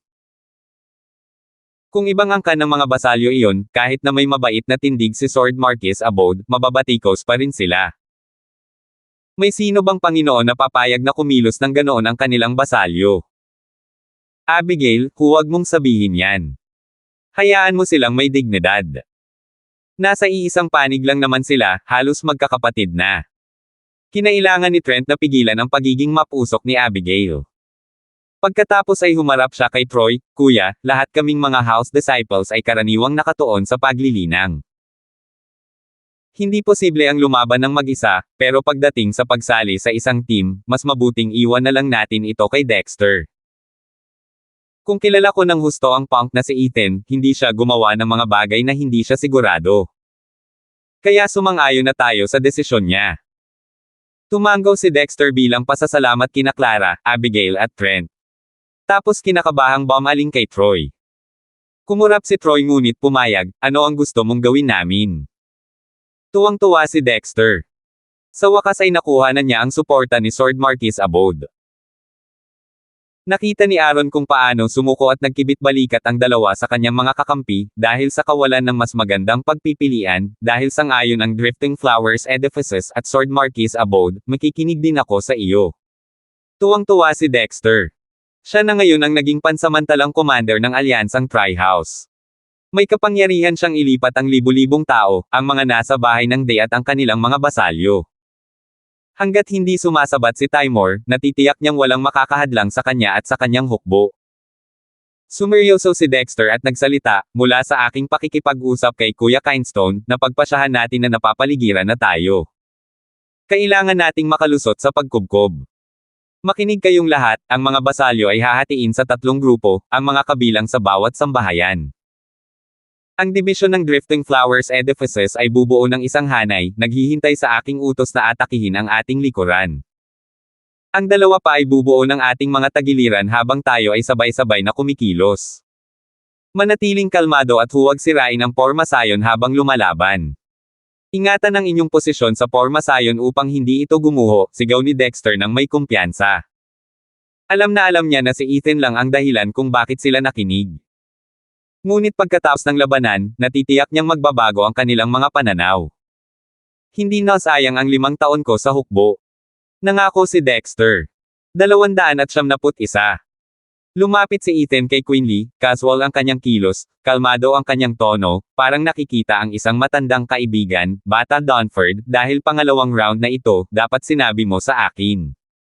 Nasaan ang tableta? Hahaha, pakiusap. Para na rin yung pagsasabit mo ng Brimang Sacred Pill sa mukha mo. Ngayong nakita ko na ang kayang gawin ni Katie wala Kindstone, tingnan natin kung susubukan mo itong kunin ngayon. Tinaasan ni Quinley ng mapang-uyam na kilay. Umiling si Ethan. Walang saysay na gumawa ng kahit ano, lalo na't wala siyang ideya kung nasaan ang bagay na iyon. Bata Panginoong Dunford, dahil ayaw mo namang sabihin sa akin, ituring mo na lang natalo ako sa pagkakataong ito. Magkita tayo ulit sa ikatlong round. Kumaway si Ethan at atras na sana, na parang takot. Natatawang sabi ni Quinley, Katie wala Kindstone, inaamin kong wala akong paraan para pigilan ka sa pag-alis. Wala ka ring paraan para pigilan ako. Pero hindi ko rin masasabi ang pareho para sa kanila. Nagpapahiwatig sa hukbo ni Dexter, si Quinley ay humajejek ng mahina. Napuno ng galit na mga ungol ang latian, humahampas sa grupo ng mga kakampi mula sa magkabilang panig. Tulad ng hinulan ni Dexter. Ang pag-atake ay binubuo ng dalawang hukbo na pinamumunuan ni Baron at Lucian, ayon sa pagkakabanggit.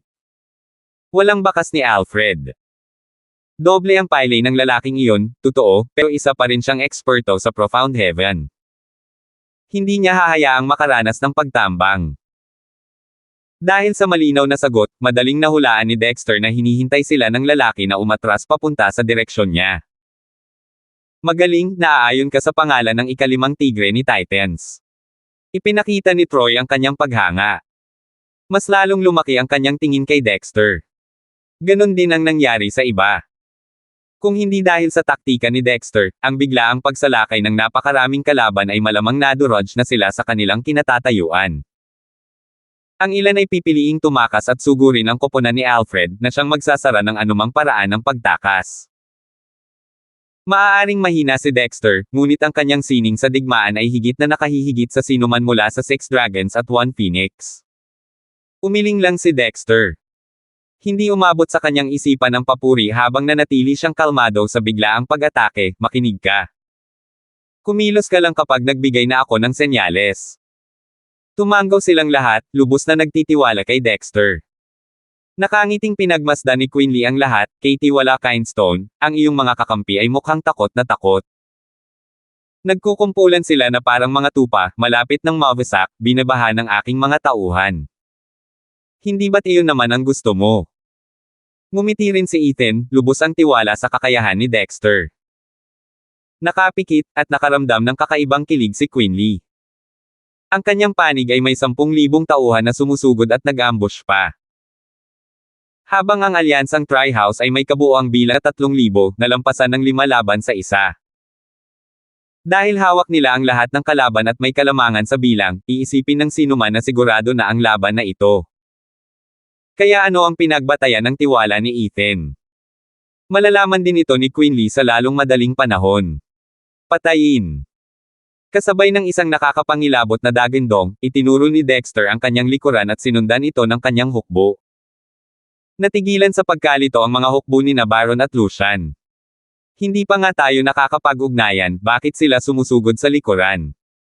Hindi pa rin naman nagsisimula ang pananambang. Walang kaalam-alam ang dalawa sa kahulugan nito at itinuring itong isang mabuting bagay. Ano man ang kanilang gawin na panlilinlang, magpapakita lamang ito ng buta sa kanilang pormasayon.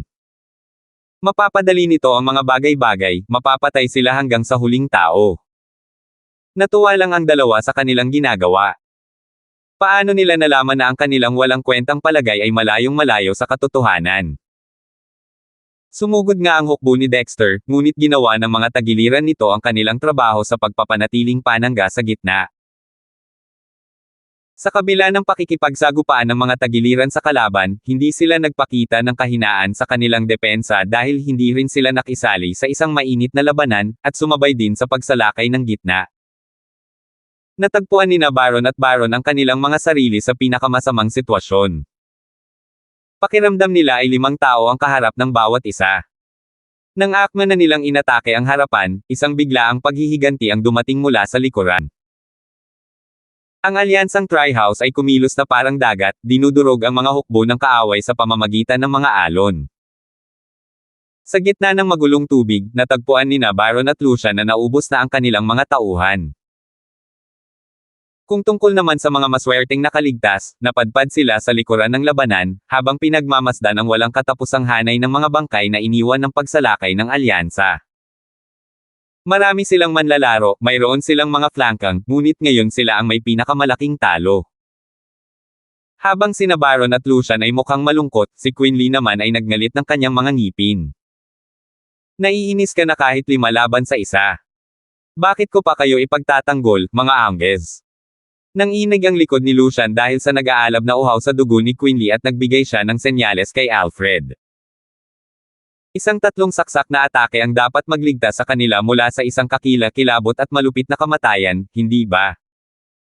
Ngunit habang sabik na pinangungunahan ni Alfred ang kanyang 5,000 tauhan upang talunin ang isang tao kapag sila ay natatalo broken bar. Nakarinig siya ng isang malakas na kalabog at ang kanyang hukbo ay nalipad palayo. Ang nangungunang grupo ni Dexter, ang Drifting Flowers Edifices, ay ginagapas ang kanyang mga tauhan na parang damo. Ang tanging reaksyon niya. Nakayuko. Ano?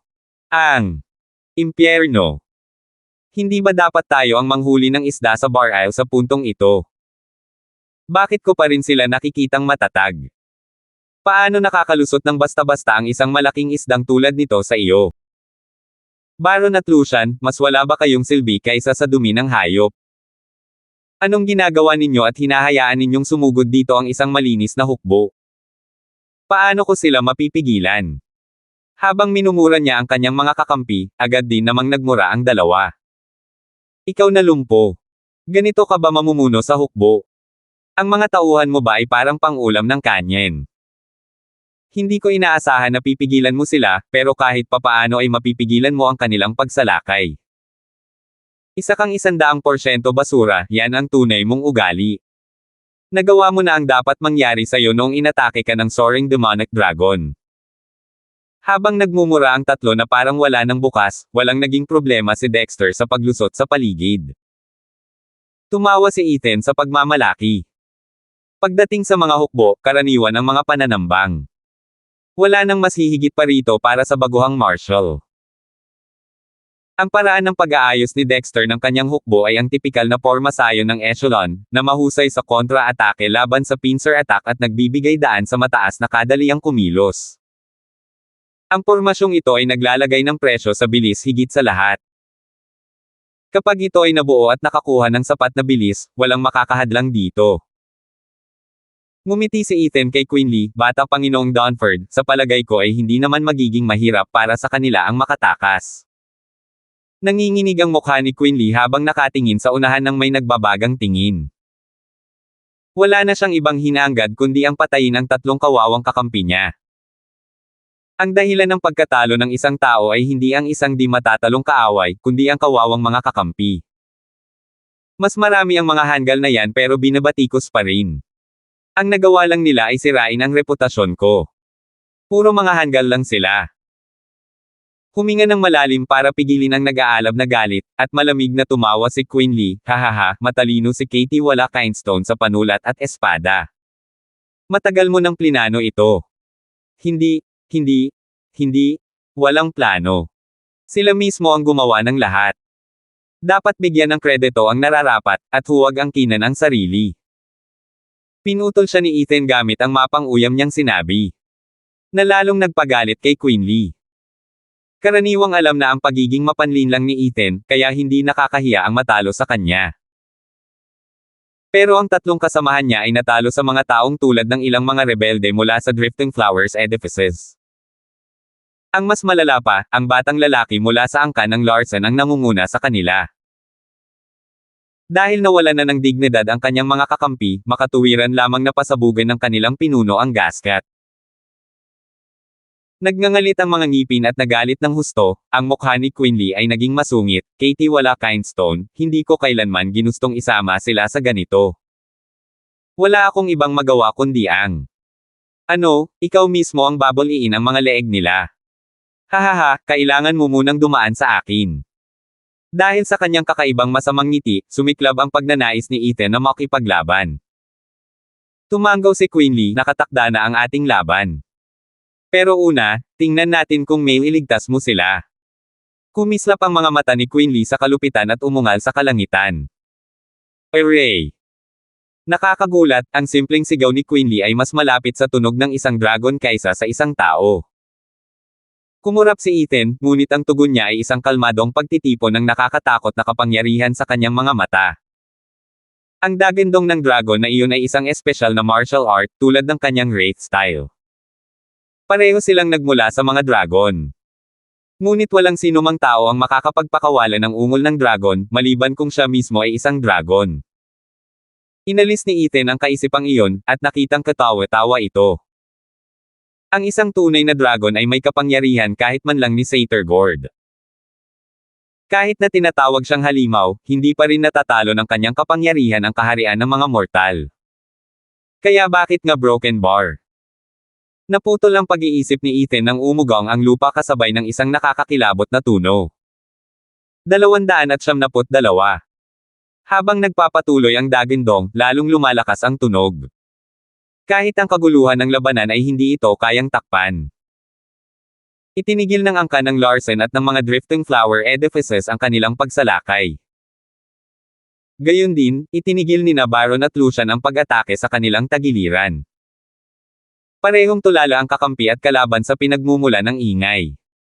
Sinong kinatatakutang nilalang ang makakagawa ng ganito ka nakakabiganing pagpasok? Umungol. Nakuha nila ang kanilang sagot sa anyo ng walang katapusang pagdagsa ng mga pulang dugong nilalang na gumagapang patungo sa kanila mula sa likuran ni Quinley. Kahit saan tumingin, ang tanging nakita nila ay isang gumagapang na pulang masa. Ngayong mas malapitan na nilang nakita, ang nilalang ay isang buwaya na may pangil at dugo na 5 metro ang haba. Para silang mga hayop na gumagapang sa lupa, ngunit hindi iyon naging hadlang para magkaroon sila ng pambihirang bilis at matitibay na katawan tulad ng mga eksperto sa bone tempering. Ikatlong antas na espiritual na halimaw, Blood Croc. Lahat ay sumigaw sa takot. Sino ba naman ang hindi, habang pinapanood ang 10,000 Blood Crocs na nagmamarcha patungo sa kanila ng walang humpay na lakas. Iilang mapalad na eksperto sa Profound Heaven ang basta na lang lilipad palabas, habang ang iba ay tiyak na mapupunit ng sandamakmak sa panga ng isang buwaya. Naging seryoso si Dexter, sinabi sa akin ng ninong na ang mga Quanrong ay mga dalubhasang Beastmaster, sinasakop ang larangan ng digmaan gamit ang kanilang hukbong beast.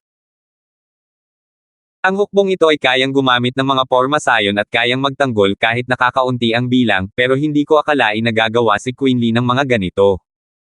Masama ito. Ano, tawag sa kanila ni Quinley.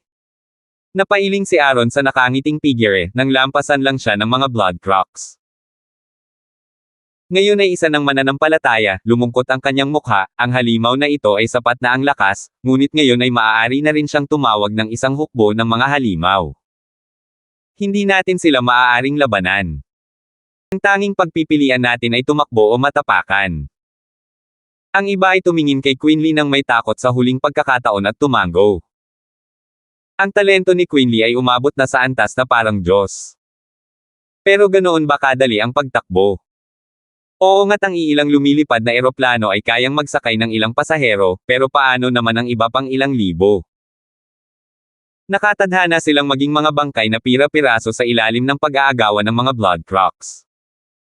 Kumunat ang noo ni Clara at bumantong hininga. Natatawang sabi ni Baron, Lucian, at Alfred habang lumilipad palayo kasama ang kanilang mga eksperto sa Profound Heaven, walang pakialam sa kapalaran ng iba. Tiningnan ni Trent ang malapad at tuwid na likod ni Ethan, ang ating kapalaran ngayon ay nakasalalay lamang sa kanya. Lahat ay tumingin kay Ethan nang may pagkadismaya at kawalan ng magawa. Nakakakilabot, kung tutuusin, ang mga kakayahan ni Ethan, na may matinding kapangyarihan, ngunit mapipigilan kaya ng isang tao ang baha. Wala silang pag-asa kay Ethan. Maging si Dexter, na laging may kumpiyansa sa kawalang talo ni Ethan, ay nag-atubili, kami ni Kuya Kindstone ay nahulaan na ang pagsalakay ng kalaban. Ang aming kamangmangan ang nagtulak sa amin na isipin na mga tao sila at hindi libu-libong Blood Crocs. Madaling matakot ang mga tao. Kaunting panlilin lang dito at doon mula kay Kuya Kindstone ay sapat na para mabigyan kami ng maraming oras. Ngunit kapag nakaharap namin ang isang kawan ng mababangas na espiritual na halimaw, hindi sila matitinag sa kahit ano. Sus Mariosep. Wala na bang ibang paraan? Pinutol siya ni Troy sa galit. Nag-aalab ang kanyang mga mata sa galit, hindi makatao si Quinley. Nakuha naman ng iba ang sinabi niya. Oo, hindi siya makatao. Walang sino mang tao ang makakapaglupag sa isang kawin ng blood rock at magagamit ito para sa kanyang sarili. Walang sino man ang magiging ganito kalupit sa kanyang kapwa-tao, na kahit ang buhay ng kanyang sariling mga tauhan ay isusugal lamang sa ilalim ng nagmamarchang kawin ng kanyang mga halimaw. Sa kanila naisip, hindi ba't kapansin-pansing kamukha iyon ni Ethan? Humarap sila sa kanya ngayon. Huminga ng malalim ang lalaki at seryosong tumingin. Parang isang malamig na halimaw, nagtataglay din siya ng kapangyarihang hindi kayang taglayin ng sinumang tao. Pero gaano kalaki ang magagawa ng halimaw na ito para mapabagal ang hukbo? Hindi kami humihingi ng marami, sapat lang para makalabas kaming buhay. Wala silang pag-asa na makakasama sila ni Ethan, pero umaasa pa rin sila. Hindi rin nakikita ang talento niya sa mundong ito, pero tao rin siya tulad ng iba. Paano niya mapapabagal ang pagdagsa ng halimaw? Aba, isang babaeng naghihinala ang nag-isip na bagay ito sa kanya. Naikuyom ni Abigail ang kanyang mga kamao at sinabing, huwag kang mag-alala. Kaya ito ni Kuya Kindstone. Nalampasan na niya ang punto ng kawalan ng balikan, at naging isang walang hanggang tagahanga ng Ethan. Wala siyang pakialam sa kung paano o bakit, basta't may ginawa si Ethan, magiging maayos ang lahat. Nakakatawa, tama nga siya. Hindi pumayag si Dexter. Walang problema si Ethan sa pagharap sa grupo ng mga lalaking sumusugod, pero kung tungkol sa mga espiritual na halimo broken bar. Sa harap ng matinding baha, si Ethan ay nagmukhang isang maliit na bangkang lumulutang, handang tumaob sa anumang pagyanig. Gayunpaman, ang bangkang ito ay medyo kalmado, at nakangiti, Bata Panginoong Donford, sino ang nakakaalam na kaya mong paamuin ang mga hayop? Hahaha, masyado kang mabait. Isa lamang itong panlilinlang sa sala. Casual na umakto si Quinley ngunit hindi maitago ang kayabangan sa kanyang mga mata kay Ethan. Habang ipinagmamalaki ni Ethan ang kanyang blinking art, tiwala naman si Quinley sa kanyang husay sa pagpapaamo ng halimaw. Para itong isang tadhana. Para bang ginawa ng langit ang lahat para ibigay ang lahat sa paanan ng haring ito nang sa gayon ay walang tao, o hayop, ang makalaban sa kanyang matuwid na pananakop. Nahulaan ni Ethan ang iniisip niya at ngumiti, Young Master Donford, talagang tiwala ka sa kakayahan mo. Hindi kumpiyansa, kundi sigurado na. Ngumiti si Quinley habang nakataas ang ulo. Ipinahayag ng emperador, sa mundong ito, maging ito man ay mga hukbo, lupang pinagtatapakan nila, mga opisyal, at maging ang mababangges na halimaw na ito, lahat ay nakatadhana na yumuko sa harap ng kanilang tunay na hari. Magyabang. Maganda ang pagbubuod ng galit ni Ethan. Habang ang tugon niya ay isang pagsinghot at pag-iling, ano ang masasabi mo sa isang postahan? Saan? Nakuha nito ang atensyon ni Quinley. May oras ang bata para tumaya kapag nakataya ang buhay niya. Ano ang ginagawa niya? Bang! Gumuhit si Ethan ng makapal na linya gamit ang kanyang paa, habang ngumisi kay Quinley, postahan ko hindi ito tatawirin ng hukbo ng mga halimaw mo. Kahit isa lang sa kanila ang makadaan, talo ako. Mapagmataas. Galit na galit lamang ang nadama ni Quinley dahil sa kanyang mayabang na pagyayabang. Alam niya kung ano ang kayang gawin ni Ethan, pero kahit kailan ay hindi siya naniwala na may kapangyarihan ng punk na supulan ang daluyong ng libu-libong halimaw. Nagawa lang ito ni Quinley gamit ang maliit na sikretong iyon sa kaibuturan niya. Tungkol naman sa kapangyarihan lamang. Imposible. Ang mga bastos na salita ni Ethan ay nagpahina sa kanyang awtoridad. Ganoon ba kadaling mawala ang kakayahan ng isang rehente? Kinukutya lang siya ni Ethan, kung gayon, o Batang Panginoon Donford, tinatanggap mo ba? Ang nakataya ay ang puno ng mga banal na pildores na hawak natin. Ang mananalo ay makakakuha ng tableta ng isa pa. Pinag-isipan ni Quinley ang panlilinlang na plano ni Ethan na isama sa pustahang ito, ngunit nanatili pa ring may lubos na kumpiyansa na walang anumang gagawin ang punk na makakapagpabago ng anuman. Kaya naman, bilang karangalan at pagmamataas, tumango siya, kung gayon, ipakita mo sa akin ang iyong mga walang saysay na pagtatangka na pigilan ang 10,000 espiritual na halimaw. Mabuti naman. May mapanlinlang na ngiti, humarap si Ethan sa mabilis na agos ng blood rock. Puno ng barbaro at walang humpay na kalupitan, iisa lamang ang sagot ng mga blood croc na ito sa batang ito na gustong magpakamatay, nakanganga ang mga bibig na puno ng ngipin at matutulis na kuko. Kinabahang nanood sina Clara, Abigail, at ang iba pa. Malamig ang ngiti ni Quinley, kalmado at walang pakialam sa nag-iisang lalaking nahaharap sa baha. Kumislap ang mga mata ni Ethan sa kakaibang liwanag. Muntik na siyang saksakin ng mga blood crocs, at isa sa kanila ay nasa bibig pa nga ang ulo. Kulang na lang ay kagatin nito at iyon na ang katapusan ni Ethan. Ngunit nanliit ang mga mata ng mga blood crocs sa takot. Sa ilalim ng gulat na tingin ng mga naroon, nagsimulang manginig ang hukbo ng mga halimaw. Umungol. Isang malakas na sigaw mula sa kung saan sa gitna nila ang hudyat sa iba pang mga blood croc na lumingon at tumakbo kung saan sila nanggaling. Ang mga matang mailap at ang nahihibang na paglakad ay nagpapahiwatig lamang ng mga kakilakilabot na nasaksihan ng mga halimaw na ito. Mas mabilis pa silang umatras. Ang palabas na ito ay nagpamangha sa lahat.